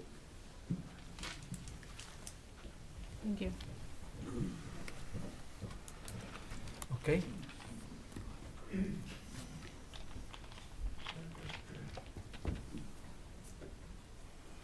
Good evening. My name is Jane Thornhill, 5641 Knob Hill Circle. I think you're starting to realize where we all live, right? And forgive me, I'm just going to open this up so I can make sure I follow my notes. As I took the opportunity to come here 2 weeks ago in support of Bill Scarborough in his nomination, I'd never been to one of these meetings before. And so I was a little struck by what I saw. And I thought about what I wanted to say tonight. Am I still here in support of Bill? Absolutely I am. But my words are to all of you and about what I witnessed in that meeting. What I've been told is the meeting you had last time is not unusual. I did not take the time, however, to go back and watch them online. One, because I think it would be a waste of my time, and just further disappointment of the behaviors that were exhibited 2 weeks ago. So, I thought I could be subtle. Maybe you would understand who I'm talking to and what I'm talking about, but I don't think you will. So I'm going to get pretty direct. And if I offend you, I am sorry. I am, however, really trying to get your attention. So, my neighbor and my friend, Bill Scarborough, was seeking to be voted into the Planning Commission at the previous meeting. My husband and I decided to attend in support of his nomination. What I witnessed on January 9th's meeting was something just shy of a clown show. The behaviors that many of you embodied at that meeting was alarming at most. And surprising that it was exhibited here in front of all of us and to be recorded for posterity. We came to this meeting because we know Bill. He represents our values and the views of our community. It didn't take me long to realize that most of you, in the way you presented yourselves, you don't represent my values, especially in your behaviors. I'm a healthcare executive. I've worked in healthcare for over 30 years. I run boards. I know what an effective board looks like. And I know that you don't bring issues in front of a board unless you really know how they're going to go. But instead, you had all of us witness you all battling between each other. That is shameful, downright shameful. It's a waste of our time and our tax dollars. And you're not here representing us. Mr. Brown, the way you decided to defend yourself about your temper tantrum felt a little like you were playing for maybe some additional followers on a social media site. The questions, and forgive me, I don't know if I'm going to pronounce your name correctly, so if I can call you Terry, I don't mean to offend you. The questions you asked last time and again tonight feel like you're trying to trip up your own fellow trustees here. Mr. Aliaga, I heard you say over and over again last meeting, my board, my election, my this, my that. It's not yours. It's ours. And I'm asking you to represent us, not your own personal independent views trying to advance your own personal agenda, because that's what that looked like. If that's what you want it to look like, keep it up. If that's not what you're after, I ask you to change and really be more reflective about what you're supposed to be doing here. You are here to represent us. And if you can't perform better in the interests of this community, I'd ask you to really think about whether or not you should be in the seats you're in. Because you will activate a lot more people than just this to make sure that our voices are heard when it is time for voting and for other decision making within this community. My husband and I moved from Commerce Township in 2021. We too had our place inspected because we thought it was the right thing to do. My husband, in an effort to want to join and give back to his community, has joined the HOA board. I hear him every day dealing with issues within our subdivision, many of which could have and should have been caught by proper administration of the Planning Commission and this board. And so I would ask you to act with integrity and think about the community and less about whatever nonsense is going on between all of you, because the display is downright disgraceful. Thank you.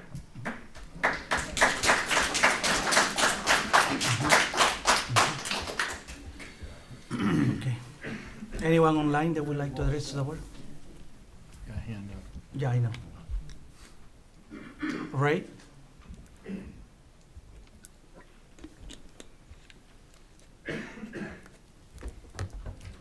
Hello, I just Okay. want, this is Ray Llewellyn, Yeah. 9254 Pineham Road. And I just want to totally back up what the previous person just said. Completely. You know, I could, if I was there, I would shake her hand. I completely back up what she just said. Thank you. Okay, thank you. Hi, me again. Susan Sevick, 5629 Nob Hill Circle. So I did have more prepared that I wanted to say, and Jane kind of inspired me to go ahead and finish what I wanted to say. Okay. I've been in this community for 2.5 years. I've watched and participated in a couple of the board meetings. And the board meetings I've watched and participated in, I find to be petty, embarrassing, and unprofessional. They have made me think about a Sesame Street book that I bought for my children many years ago. It's entitled Mine. It takes place when Bert and Ernie are toddlers. Neither one of them wants to share their toys. But in the end, they realize how lonely it is with only their thoughts, or with only their toys. And they found out how much more fun it is when they share and make friends.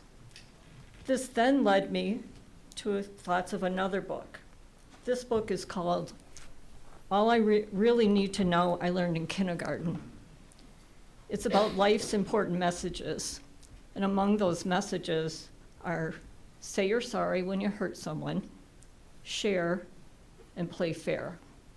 And I haven't observed that in the meetings that I've participated in.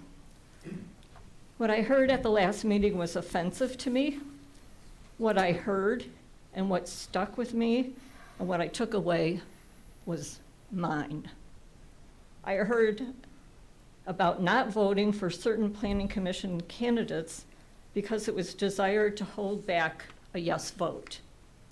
This was because the nominating individual already received a yes vote for the first of the 2 candidates that that person had submitted. The no votes were not based on qualifications of the candidates, but based on keeping track and not giving the board member too many yes votes. Clearly mine. And I say, really? I got the impression the board members have the privilege to sit on the board because they will make the best choices for the community and its people, not to play total politics and being selfish and self-centered. I would like to make a suggestion that perhaps the board members hold a meeting before the meeting to air out their grievances with each other and come as a unified front to betterment of the community and the people that live here. Thank you.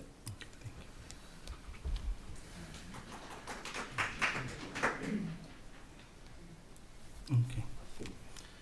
Okay. All right. Mr. Supervisor. Yes?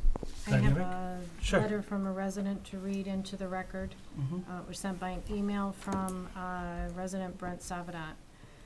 I'm unable to attend tonight's board meeting due to my day job, the one that seems to be held against me in my efforts to be reappointed as the planning commissioner in Independence Township. The narrative regarding planning commission reappointments is confusing and frustrating, and I would like to clear a few things up. Number 1, in Troy, I process applications and serve as liaison to the planning commission and city council. I do not serve on a board, I do not vote, I do not create policy, I do not develop, I do not cut down trees. Number 2, I have heard many people say we don't want to be Troy. I don't know what that means. Troy is an inner ring suburb that is approaching build-out. Independence Township is an ex-urban community with developable parcels still available. Their land use patterns are completely different. The only things they have in common is land area and the I-75 corridor. Number 3, in my opinion, Joe Sucher is an excellent planning commission candidate. He spent 10+ years on the planning commission, 4 years on city council, and 4 years on the ZBA in Grosse Pointe Woods. I find it interesting that his experience as a policymaker in a built-out community is considered as asset and wasn't held against him. I am quite certain we don't want to become Grosse Pointe Woods either. Did the board do a deep dive into his voting record? Number 4, in 2016, Troy adopted the first tree protection provisions in the city's history. There has been numerous attempts to do so over time, but all had failed. I led the effort to develop tree protection provisions that were supported by both residents and developers. They have been implemented for 8 years and in my opinion have been very effective. I could deliver the same in Independence Township given that I already did it once. I informed board members Tedder, Aliaga, and Brown of this fact and suggested that I could spearhead a similar effort in Independence Township if I was reappointed. I want to ensure that this was communicated to the rest of the board. My guess it was not. Number 5, to emphasize points 4 above, I saved trees in Troy, and I could do the same in Independence Township. And 6, it remains the best interest of Independence Township to appoint me to the Planning Commission. Thank you, Brent Savana, Township President. Okay. I just want to add a few You have comments. more comments? Sure, absolutely. James Bissell, 5616 Nob Hill Circle. Regarding that letter, where was he for the Sashabaw Walden development, where all the trees are cut down? If he's such a proponent of trees, leaving the trees here in Troy, then where the heck was he when they cut down all the trees and our poor neighbors on the perimeter of that development have no trees as a barrier to look at what's being developed in their backyard? Second of all, Carrie, you had asked a question about the demising wall. My wife and I, we bought our condo in 2017. We moved in 2018. What she is referring to, what had been referred to, was started by my wife and I. We hired an inspector who went up in our attic and discovered that the demising walls between our units, the 3 units in our building, were not complete. Okay? We came to the township. We spoke to Bill Belcher, I think his name was, went to him, went directly past the builder, went directly to him to bring this to his attention because we were so upset with what our inspector had found out. That caused the builder to then go to every single building in our community and inspect it. Every single building in the hills of Pine Knob, the demising wall was not constructed properly, a violation of every fire code in this country. We were assured that there would be an inspection of the next building, which is Lloyd's building, the last building in the community. 1 building, 4 units. As Lloyd has said to you, there was no demising wall. Where's the Planning Commission to be checking on that? Where's Ms. Morocco has said that in many cases inspections were cut back. Well, you know what? Our community, our buildings are a perfect example of what happens when you cut back on inspections. They put our lives at risk, which is totally unacceptable. Our lives as well as our property at risk. Regarding the main reason I'm here tonight, Bill Scarborough is a neighbor. He's my board president, and he's a friend. He is very, very knowledgeable about building laws, codes. He has the experience. Any of you that voted against him last week, you obviously do not understand his full skills, experience, and credibility that he has within our community. I would expect that that would transfer to you, that you would listen, you would look at his qualifications, seriously look at his qualifications, what he brings to the table. That is for the betterment of this community, the entire community of Independence Township. It's time for new blood. I respect the gentleman who was on the Planning Commission. It's time for new blood. Mr. Sutra was voted in last time, 2 weeks ago. It is time now to vote in Bill Scarborough. Thank you. Okay. Okay. All right, I want to add some comments and thank you everybody for coming. I know that you're taking time away from your family to be here because you care about our community, and we do as well. Just I want to comment, just to clarify something. First of all, and someone says then I make a deal. I didn't make a deal with any board members or anything. Never was any deal behind the scenes or nothing. Every single people that apply, most of them got interviewed. It was the only they didn't interview at that first time was the 2 people that asked for reappointment. The other comment, but then I actually call them, I meet with them and all that after the first meeting. then why we doing this? Somebody asked why we bringing this if I don't have the votes or something like that. First of all, two of the members of the planning commission, their term expire on December. That's why I brought it here. And the rule says that the supervisor is the one who nominates those two members. So yeah, it's my recommendation. Nobody here influence, anybody influence. I did my due diligence. I meet with the candidates. I interview them. And what I look was what I promised during the last summer. Last summer, I knocked on door. I met people face to face, and like most of you brought your concern tonight, they talked to me at the door and says, Jose, we need change. And I brought that change. It was some other concern, Jose, how are you gonna do that change if you don't have the support of the people? Because I got elected in a special election, all right? And people knew then I will have a position. But even that, people trust me, people believe that change is gonna come, and I'm working hard for bringing that change that you guys asking. So it's a promise. I try to fulfill my promise tonight. And about somebody mentioned that we should meet before we come here so we don't have any disagreements. Well, that violates the open public meeting. We cannot do that. That's why all the meetings have to be in public in front of you, not behind the scenes. That is why. I just want to clarify those points. That's all. Anyone would like to say any comments from the board? Okay, Treasurer Brown. Thank you. Sure. So, anybody who's on Facebook probably saw my post that I put out. I said why I did what I did back then, and I didn't sleep that night. I think I typed my post to Facebook at about 3 in the morning, or started at 3 in the morning, and that's how I felt. So that's me. I can't, when I feel like things didn't go right, I can't just brush it off. I've got to find resolution for myself, or it just won't be right. And I wouldn't be able to sit here and look you in the eye if I didn't really internalize what happened and why I did what I did, and try to do the right thing. So I think I shared that out there. A lot of people have seen it. That's me. That's right from the heart. As far as Bill Scarborough goes, I spoke with Mr. Scarborough. I had the opportunity to read a document that was prepared back in 2020, and it was related to the project across the street.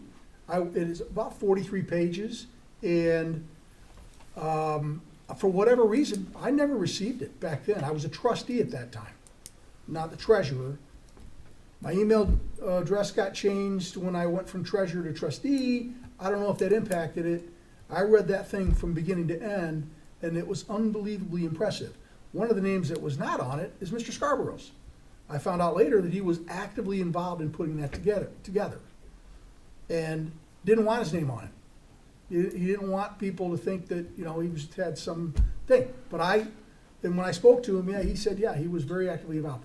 It was as professional of a thing that I've seen put together, and I certainly wish I had seen it 3 years ago. But I read it, and I certainly indicated I'm going to support Mr. Scarborough tonight, and I'm going to follow through with that. And I think he will do a great job. Anyone else? Claire Newbeck? I think I ran into Mr. Scarborough and his wife back when we had a group meeting, I think here, before the Planning Commission, when we discussed, it was a large gathering, when there was a discussion for the project across the street. And we talked then, I think I encouraged them to become election workers, and yes, they have been election workers for our community and have done a great job. I appreciate the residents coming out and the friends and family of Mr. Scarborough now for a third time to re-speak your thoughts on him and your friendships of him. That does mean things to us. It does speak to the board. But I will tell you, I had not done my complete due diligence as a board member, and I actually researched his business background. I've heard what you have told us as being neighbors and being friends and HOA partners, and that does speak, but I also looked into his past, and I have gotten 2 professional references on him, none that were given to me by him or anyone else, but I've also got a reference on someone that has known Bill professionally when he was in another township with his prior experience for over 20-plus years. And I got very high recommendations on Bill. And it's evident that the supervisor is not bringing any other candidates forward than the candidate that he has brought forward. This will be, again, the 3rd meeting. I can't refute that Mr. Scarborough is not educated, that he does not have the experience, that he cannot bring something positive to the Planning Commission, and to that extent, I will be voting for him this evening. So, that's all I have to say. Okay. We would like to do the roll call. I'll make a motion. Okay. Everyone All right. comment? Okay, okay, Paul. Well, I just want to say this as well. I didn't hear anything tonight from any of you that wasn't true. So. Okay. Thank you, On Paul. that note, I'm All going to right. make a motion. I move to appoint William Scarborough as recommended by the Township Supervisor to the Planning Commission for a 3-year term scheduled to expire on December 31st, 2026. I'll support. Okay, it's roll call. Treasurer Brown? Yes. Trustee Morocco? Yes. Trustee Alamothu? Yes. Trustee Ritchie? Yes. Trustee Tedder? Yes. Supervisor Aliaga? Yes. And Clerk Newbeck, yes. Motion carries.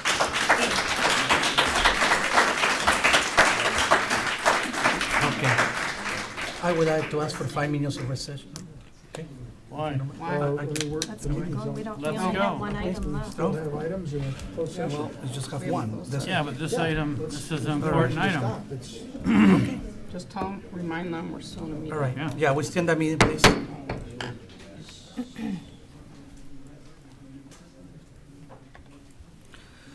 Okay, the 5th item is, hold on, let me get my notes.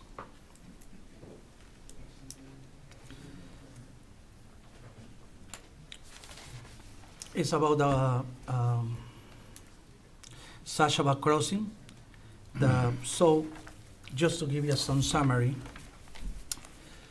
So, we have some, brought to my attention by Trustee Morocco and some people, some residents, that then something is going on in, next to Tim Horton down on Sashabaw, North Sashabaw. So I did my work. I work with the planning and building.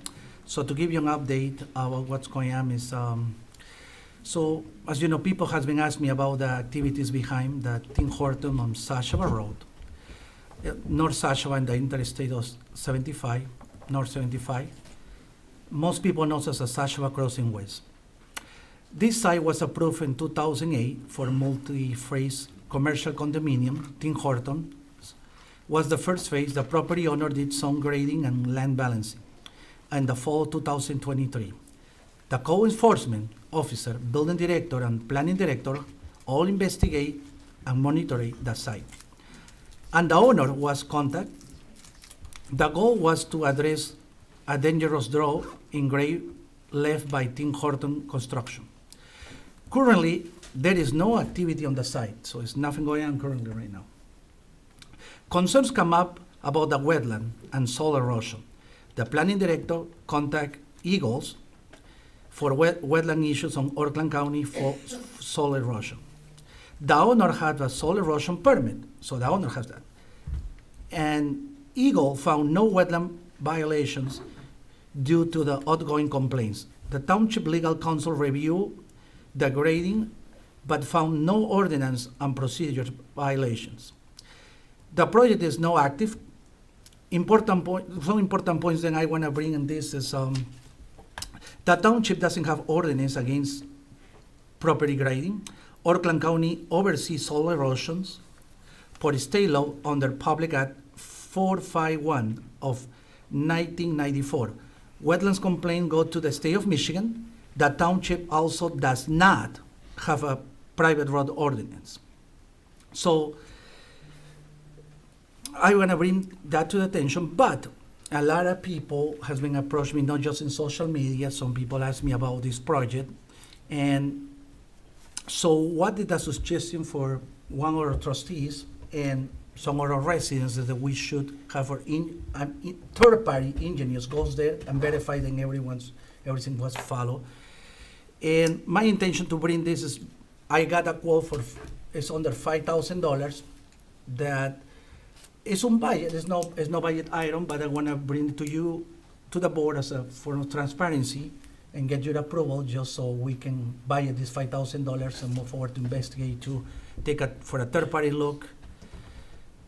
Even though I can tell you that we did our best, I got the director of zoning and everybody else look into this site, is no violation, but one of the trustees here and many residents believe it is, and I want to clean the air and make sure that everything is okay. Yes, trustee Nalamat. So you said Eagle already looked at it and Yes. found nothing wrong? Yes. Well, aren't they the supreme expert on that? Yeah, for the wetlands. Yes. Mhm. Yes. Yes, but it was brought to my attention is on social media and people believe there is something not right there, and quite frankly, I don't have any problem to bring that to the public and put it for discussion. Yes, Treasurer Brown. I'd like to ask Mr. Ottman, a couple of things that I've heard is that they have put in a stormwater system and roads. And I guess I'd like to hear, you've been to that site, is that Yes. accurate? Yep, Were you aware what he was going to do before he did it? yes. Could you explain that to the board? Sure, yeah, he called and asked, do I have to get any permits to grade the property? And I said, for what purpose? And he said, because when they developed Tim Hortons, they basically left spoils and a big sinkhole essentially at the end of the property, so he had no access to the back half of the property. I said, provided you speak with Oakland County and either get a permit or an exemption letter, you're allowed to do that. There's no ordinance that says he cannot grade a property. He's not building a road, there's no storm sewer installed, there's no other utilities installed. All he was doing was grading out the property to land balance it so he can get access to the back of the property. So when I went to Tim Hortons, it looked like from Tim Hortons, the drop-off was 10 or 12 feet. Probably now it is, it was more like 70 or 80. So it was a big hole. Well, I guess, Either according to way, the yeah. trustee, I don't know what I'm looking at, but apparently that's, unfortunately, that's what it was. So they built up Tim Hortons, and if you look at the grading plans, that Tim Hortons took dirt from the back half and built it up. So it was level. That's an absolute Okay, falsity. please.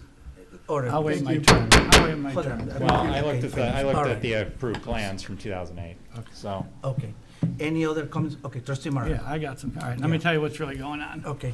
If you're- As a matter, just so that everyone knows, I was the chairman of the planning commission when this project was approved. My signature is on the blueprints of the approved plans. I was here before Brian was here. I'm the only one here that knows anything about this plan, okay? So let's set that down there first. I was notified by a resident that they were cutting trees down behind Tim Hortons. So I went to the building department and met with Brian and Dave ran in the hallway and inquired what was going on. They were bringing in fill dirt, 10,000 yards of fill dirt from an unknown source out of our community, coming here with not knowing what's in the dirt, where the dirt came from, where it's coming. They were lined up down Sashabaw for 3 days, semis, loaded full of dirt from an unknown source to build this grade up, where a future road is going to go. I inquired about the fact that I was watching storm sewer pipe being installed directly in the clay as it was being packed down from the end of the road where it ends there by Tim Hortons, extending the pipe out past the point of where the fill dirt was putting in. So there is new storm pipe incorrectly installed, packed in clay, coming off that road, sticking out of the ground over there. I witnessed it myself, okay? I came to the township and I was informed that we don't have a tree ordinance, we don't inspect private roads, and we don't inspect storm sewer in the township.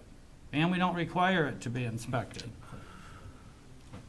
Okay. Well, I'll let you talk when I'm done. Hold on. Then, I inquired about the silt fence, which there was no silt fence. I went to Jose, told him to contact Brian and have silt fence installed, and Jose got back to me and said he wasn't told by the planning director that we don't call the county on silt fence, but residents can. What? This is what I was told by the supervisor. So I called the county guys, because I know, because I've been a builder for 30 years doing subdivisions. I have a little knowledge of the subject.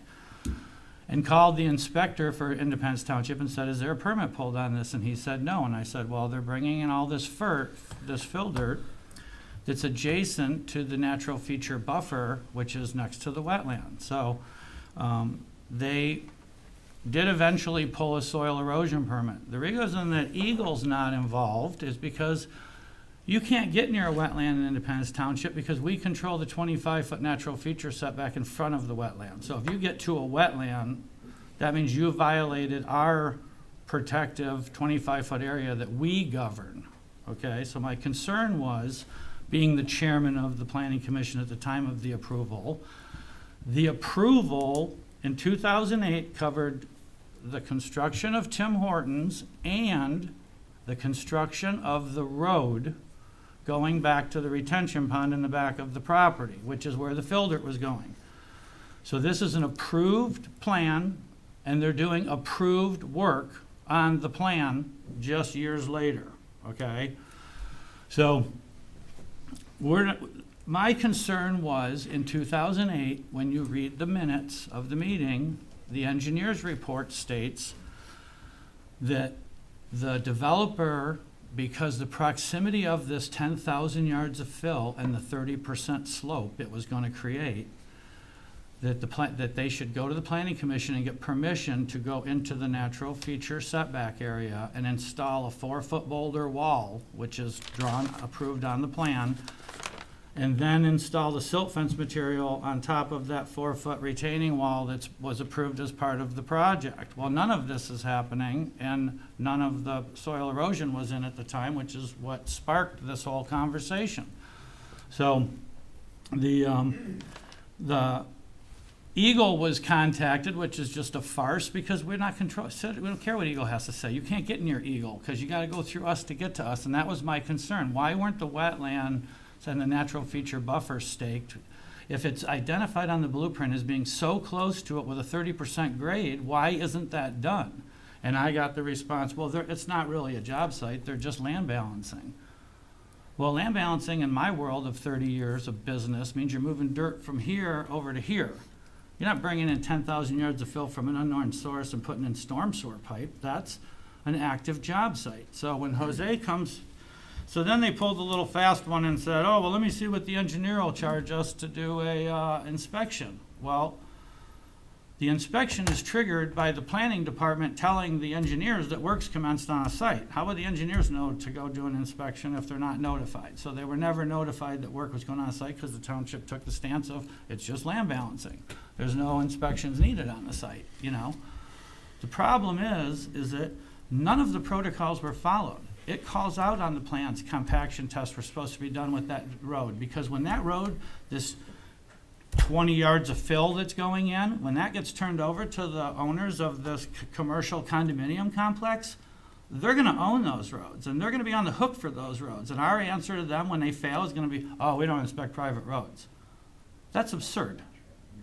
All other communities, and when Carlisle made the comment about enforcement, my thing about enforcement is we're not asking for third-party inspections on private roads. That's absurd. Everyone does that. We're not asking for third-party inspections on storm sewers. That's crazy. We don't pay for any of this. This is all paid for by the developer in every other community because I've had to do it. And I know what kind of crap I got to go through to get stuff built in other townships. And it's way, way harder than what you have to do in this township. And that was my point of that story. Now, you can send this to lawyers and everyone else. It really doesn't matter. I've never been contacted by anyone with my concerns personally. I've never been able to meet with anyone on a job site. The supervisor said he did a 90-day investigation and found nothing wrong, but now that I've exposed it, we're gonna allow me to have an investigation. Well, what was the 90-day investigation then if just now I get to have one? You know, this all could have been avoidable.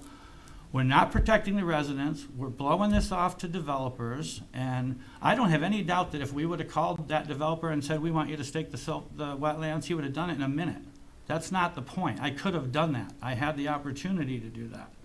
My point is, we're not doing it. Our planning department's not doing it. That's absurd that we're not controlling this situation. Now, we still don't know today where the natural feature setback is. We don't know where the wetlands are. It called out on the blueprints it had to be revegetated within 30 days of the fill dirt being put in. None of that's been done. None of the compaction's been done. And I'm just getting the blow off on this thing.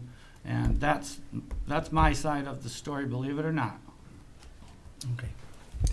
Brian, would like to say any comment? No. And nothing will happen now Okay. from this. Yeah, sure. Okay. It's up to Hold him. on, hold on. Sure. Okay, sure. Thank you. First of all, we do inspect private roads and storm sewers. It's through the as-built process. Developers pay. You can laugh all you want. Your situation, I can explain to you differently. It happened differently.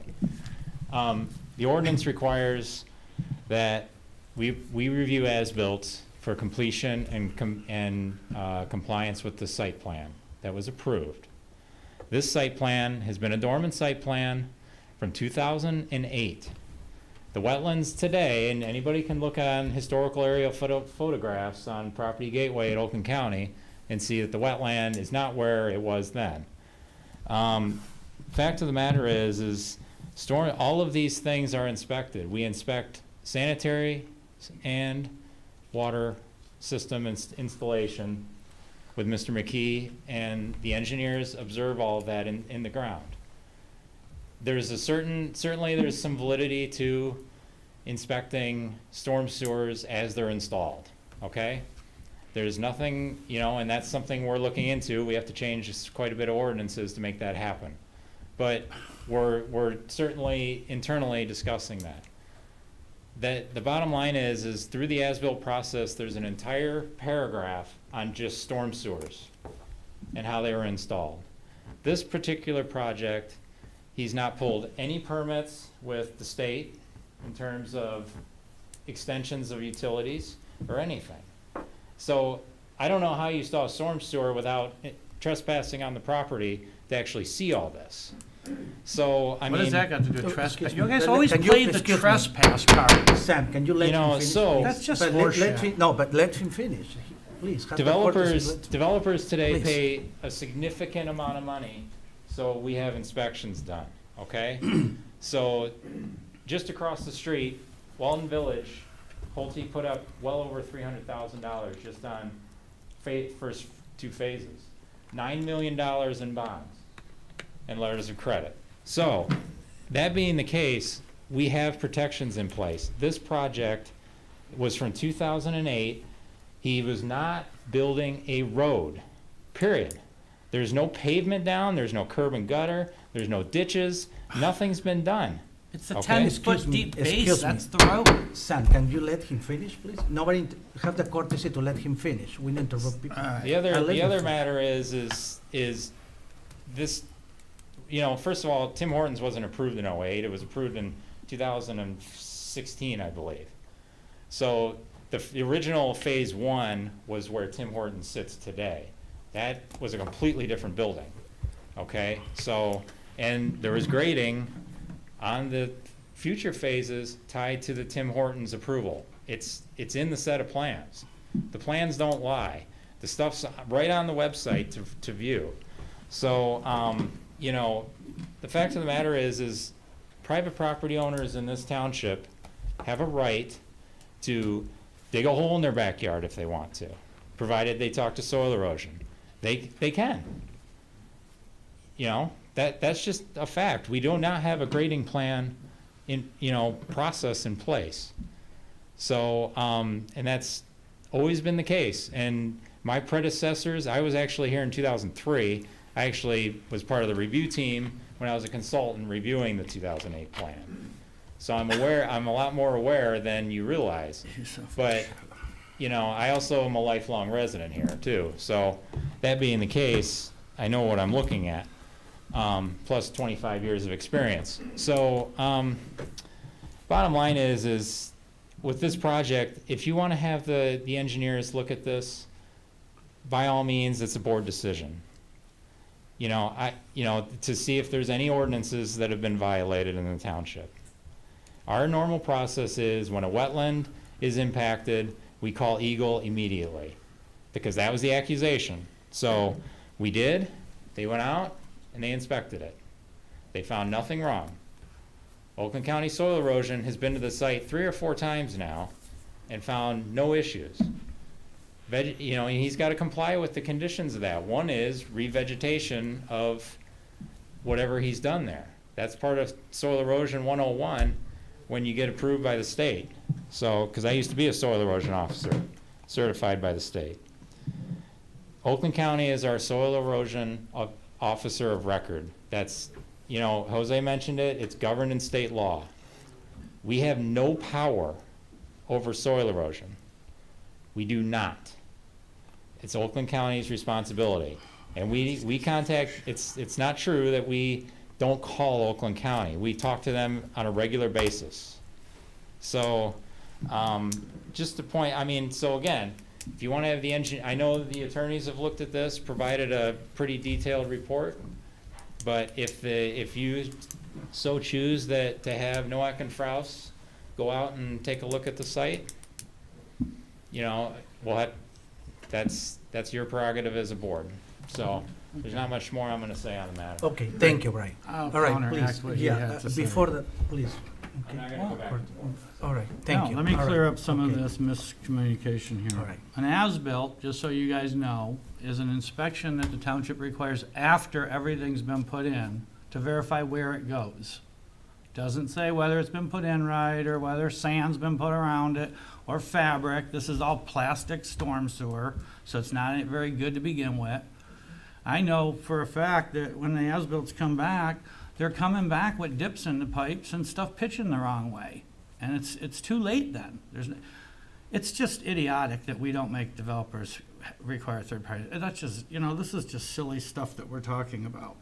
Soil erosion, you know, the county does soil erosion. Eagle, of course there's no invasion with the Eagle thing. That's not what we're talking about. We're talking about the process of us protecting the natural feature setback. This is very fast-talking stuff that goes on here, and everybody up here that's not educated in planning as well buys into it. That's my struggle, okay? Because they're all believing this because it's been going on for so long, and they believe all these tales that are being told. And I can tell you that I was the chairman of the planning commission, and I know that plan. Now, all of a sudden, he was here when the plan went in, when I've got documentation with him saying he wasn't even here when it happened. You know, the story's changing faster than I can report it to the residents. But it's all a matter of whether you believe it or not, whether I'm up here making all this up just because I feel like it, or if it's really happening. And the fact that an elected official, whether I'm appointed or not, that's the term, has to beg and plead and go through all this crap to have his concerns addressed when he's the utmost authority in the whole damn township about this project is absurd. And that's what we're up against. That's what we're up against. Every day I got to deal with this. When it should have been, oh, Sam, you've got concerns about the wetlands? Well, let's have them stake the wetlands. Sam, you got concerns about the road? So we don't count 10 feet of fill as the road, only the asphalt that goes on top of the 10 feet of fill. That's what he just said. They're not building a road. They're only putting in 10 feet of fill until the road goes in. I mean, if you break it all down, it's lunacy. But, yeah, if you're not going to make the developer put up the escrow on a job site that's active with an approved plan so that we can only pay our engineers by the hour to look at it like it's supposed to be, the other route is to get the engineer's report that you got for $5,000 instead of a few $100s to have them do a comprehensive evaluation of my concerns when there should be an escrow account on file. If you're working on a job site, I don't care what it is, you have an approved plan, expired or not, you're bringing in 10,000 yards of fill from an unknown source, you're putting in storm sewer, and you're cutting down trees, and that's not an active job site, that's pretty sad in enforcement. And that just reiterates the fact that we're turning a blind eye to these developers. And why wouldn't you want to come here if you don't have to have any oversight? And then the residents are stuck on the hook for it. So I recommend that however you come up with the cash, that you do it. That would be how I'm gonna vote for it. Okay. All right, Sam.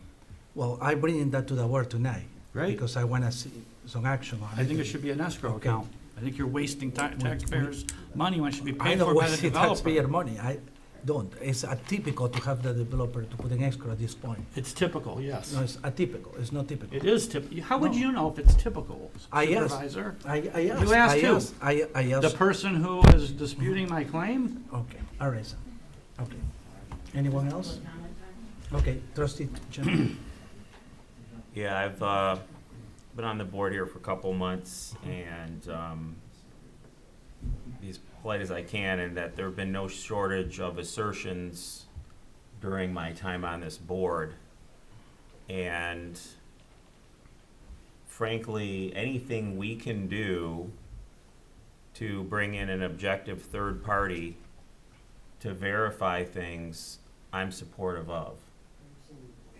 And I say that because I have great faith in our directors, I have great faith in our staff, and I think it's critically important for the integrity of our township, for the stability of our staff, that the assertions we make, especially here on the board, are founded in concrete evidence and concrete fact. And I'm not, again, yeah, this is not my wheelhouse, so that's why I use the word assertion, right? But I think assertions is essential that they're grounded in fact, empirical evidence, and I believe it's within your purview, Supervisor Aliaga, to expend the appropriate amount of money to get a third party, but if not, then certainly I will be supportive of that. But I think it's critical now and in the future, because we all want good development. We all want stable houses with whatever our situations are. But it is critical at the same time that we are able to present the necessary evidence to back up what we're saying. Sure, I concur with you. That's why I bring this tonight to the board. Nobody's opposing, nobody's opposing the having the enforcing or anything. I mean, I think this is a good thing to bring a third party to take a look and see, you know, to review that. I don't have any problem with that. That's why I bring that. Actually, I will make the motion right now. Yeah. Sure, I will open for public comment. State your name and address, please. Sharon Basell, 5616 Knob Hill Circle. For a female, I have a little more experience with this. I worked for Barton Mallow for a while. I don't understand. This is the big issue that's going on here. Can I ask what your position is? Okay. Does he answer to you or do you answer to him? That's my first thing I want clarified. Because the disrespect, no disrespect to your qualifications, okay? But the tone and the disrespect that you are addressing Mr. Morocco is inappropriate. You live in... I'm sorry. Yeah. He's an employee and he has certain rights. He can't be talked. I don't Okay, believe. I don't Okay. believe we can start talking about him in public. Okay. Because he has a right All to right. have it not done. Okay. That's a rule. That's fine. And I have to I ask concede. not That's to. fine. You can come after us, No, 100%. I concede. Appreciate it. You do the Yeah. appropriate thing, I do Yep. the appropriate thing. My point was,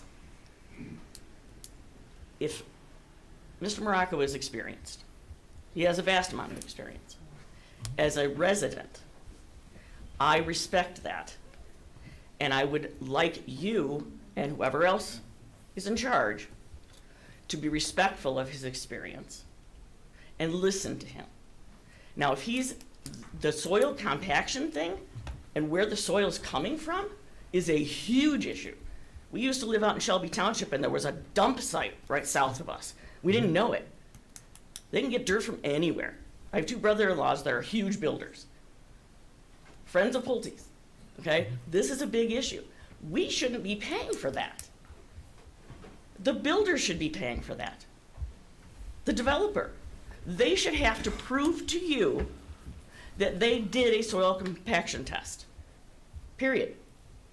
Make them prove it to you at their expense that they have met the minimum requirements.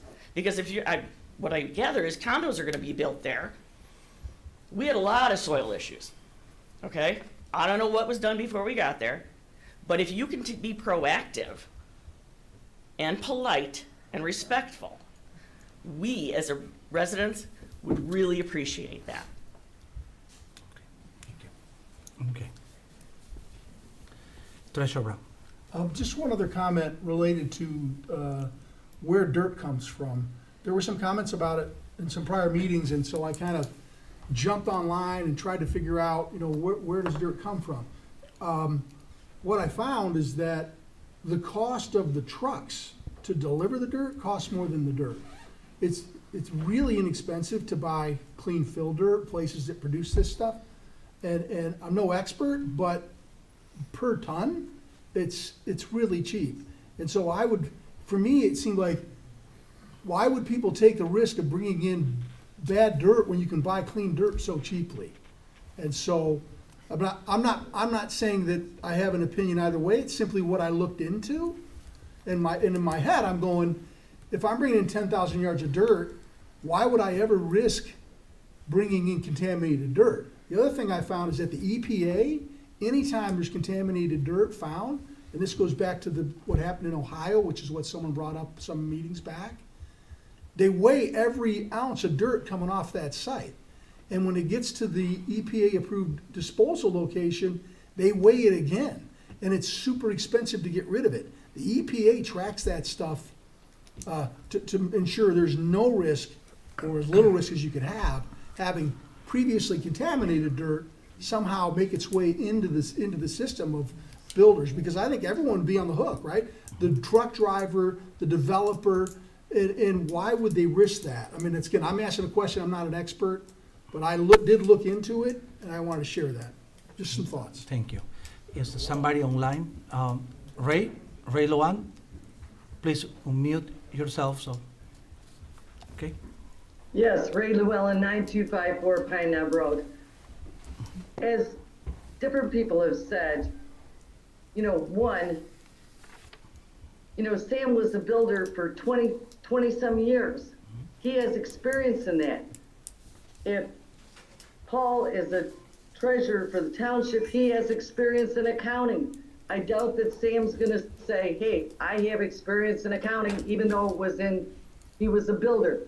And I know that Paul said, don't directly go at Brian, but I do wanna say from my personal experience in the workforce, the words as-built is meaning after you've got the construction going.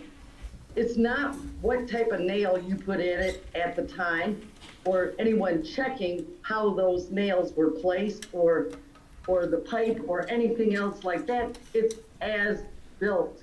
It's long after the pipe is in, long after the boards are put in, long after the walls that should have separated condos from all burning up were not inspected. It's all I can just say is it's as built. You're looking at something after it's constructed, not during construction.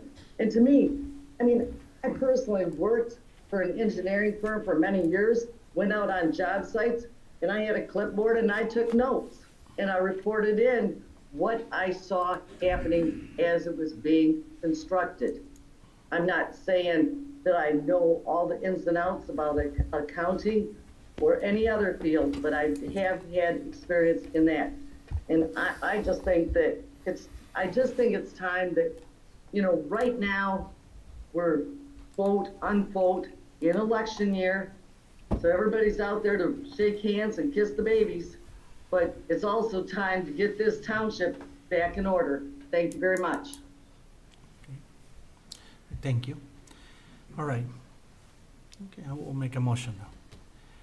May I have a motion to approve the engineering fees and expenses not to exceed $5,000 for the review and investigation of the concern raised related to recent work being performed on the property common in law as a Sashabaw Crossing development, including any meetings or site visits, the main necessity of authorize the township supervisor to select and execute any contract related thereto. Second. Okay, Discussion. all right? So you guys are all, so I don't understand why we're not telling the developer that he should put escrow in the account because he's actively working on the job site. Like, what is the hesitancy to just say, hey, you need to put money back in your escrow account because you re-energized the site, and then we're just paying, but he just takes the engineer researching my concern, just takes out the hourly rate, for a few hours to go over there and meet me. Why would we approve a $5,000? I saw the quote. It was like $5,000 to do a thorough and, listen, here's the blueprint. Here's my name on it. Here's what it says we should do. Did we do it? We stand there. Yes, yes, yes. Sam's full of it or Sam's right. Or I got 50% of it right. Or whatever. Why are we spending all the money on that? Why don't we just have Brian direct the developer to fund his escrow account, claim it as an active job site, and be done with it? Well, what are we doing? Why are we protecting the developer? He's not gonna squawk over putting money in the escrow account. You kidding me? He wants to develop in the community. You just call him up, tell him, put $5,000 in the account. Done. It's that simple. It's that simple. And you don't wanna do it. You wanna pay for it with taxpayers' money. It's absurd. It's absurd. We can justify the need for escrow because they brought in all the fill and they cut the trees down and they put in storm pipe. If you want to meet me over there and see what pipe's in the ground, it's pretty easy to find. There's a drain at the end of the asphalt, and if you walk about 100 feet farther, the end of the pipe's sticking out the side of a hill, going nowhere. It's pretty simple stuff. Doesn't require an engineering degree to figure that out. So I'm voting no against it because of the principle, but I'm not gonna, but I still think you should live up to your word and let me have it investigated. We all agree that we want to do this, as far as I know. At least I can speak, but let me have our attorney give us. So, my office, a couple of months ago, was asked to look at the history of this approval and the development. We reviewed, I think, over close to 200 pages of prior documents, including a consent judgment and development that was approved back in 2007 or 2008. There's a long history to where we're at with this property. The issue for me is Sam calls it the reactivation of the site plan work. And that's the key determination, because Sam's not wrong when he says if this is reactivated and we're working towards an actual site plan and a construction plan, you may want to ask the developer to put up an escrow. We're not at that point. We haven't made that decision as a township. In fact, the decision of the township up to this point has been the opposite, which is, no, we have not reactivated the construction site. Sam disagrees with this. The issue is authorize your engineers to go out there and take a look at it and give us their opinion as to whether or not the construction site has in fact been reactivated, and whether or not there has been some impact to the setbacks for the wetlands or any other concern that the engineers would have. Personally, I don't think it's going to take $5,000. I don't know. I haven't seen their quote. But it starts with a meeting with the property owner's engineers to say, what have you done and what do you plan to do in the next couple of months before an actual site plan is resubmitted, a new one, and the developer or the owner of the property has agreed to do that. So this is somewhat of a compromise to figure out whether or not there is something that's in the public safety that needs to be protected. Okay. Okay? Okay. All right. So we can move forward with this motion? Yeah, I mean, the okay. motion's appropriate. Yeah, all right, all right, okay. Motion has made, a second by Treasurer Brown. It's simple majority? Okay, all those in favor? Aye. Any opposed? No. Okay. All right, okay. Okay, now, we're moving for a closed session? No. No? Yes. Yeah, closed session. Oh, yes, I Yeah, forgot. we're moving for closed session. Hold on, Okay, I make a motion to, I'll do that. okay? I'll make a motion to enter into closed session pursuant to the Michigan Open Meetings Act, MCL 15.268D, regarding the purchase of real property at 8:35 PM. I'll second. Okay.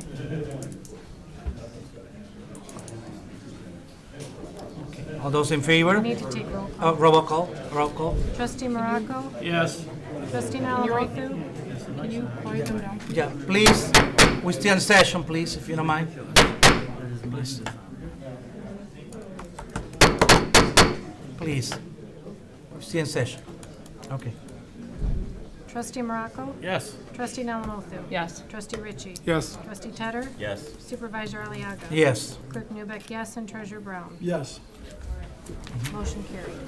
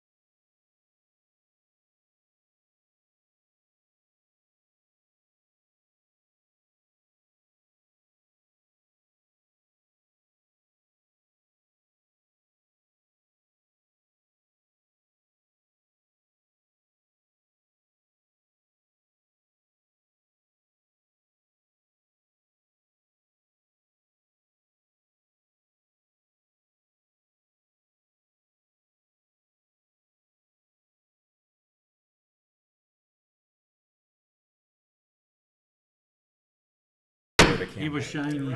We are back He to was session. shiny. And I'll make a motion to return did you from get closed it too? We should session tell and someone resume now. the regular meeting at 8:57 Second. PM. all those in favor? Aye. Aye. Any opposed? We are back in session.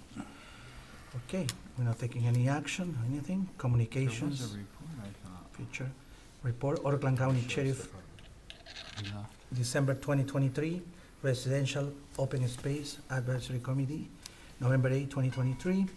The minutes of Residential Open Space Advisory Committee, December 13, 2023. Information Technology Oversight Committee, November 29, 2023. Election Commission, October 24, 2023. And Safety Path Advisory Committee, December 13, 2023. Board member comments? Okay. Treasurer Brown? I just want to thank the residents that came in and make sure they understand that, I know what I'm listening to, I think the whole board listens to them, and I do think we have to ensure that we find common ground and work together. And remember that when the board makes a decision, it's a decision for all of us, even if we vote no, because ultimately it's the board that's important, not the individuals. I think that's what they were trying to get across to us, and I heard that, so. Okay, thank you, Treasurer Brown. I need a motion to adjourn. What, could you, I Okay. just want, could you give us a quick update on the branding? It seems like that's taking over like a year now to get that done. Where are we at with that? Sure, we're gonna meet, I believe, this week. Correct. Yeah, we were meeting this week, but we're gonna meet this week, and we have our, Who's we? the committee, we have a committee, Okay. people involved. It was Paul, Carrie, and I, and other people. And we're gonna make a recommendation from the next board meeting about that. So it's gonna be at the next board Yeah, meeting, yeah, so it's fine. yeah, most likely, Most next- likely, most looks like. Is there likely gonna be a next bunch something. of samples to choose from, or are you guys just gonna say, this is the only one we're picking and we wanna approve it? It's taken us this long to come to one. Hopefully, we're gonna Yeah. bring one. Let's hope it's a doozy And then. we've done a You know? really good job of, Yeah, Feel good about it. yeah, yeah. yeah. Okay, And you did- know, I think it you're has right. been postponed for many, many years, and finally we're coming soon. So, And all right? another question, did you guys, where are we at with the prosecutor attorney's contract? We are looking into about that. Mhm. Okay, I is will he get some- rebidding it, or what's Um, going no, on? that- Guys, should- we're that's getting not- into that's- stuff yeah. that's not really board That's member board comments. comments. It's Okay, a so sort of a what's- debate. and yes. that's- It's Well, how do no we board ever member find any of comments. this Okay. stuff out then? I mean, Well, Sam, you can come to my office Oh, tomorrow, okay? sure. Okay, as, anytime, thank Move to you. adjourn. Okay, so move. Support. All those in favor? Aye. Any opposed? Supported before.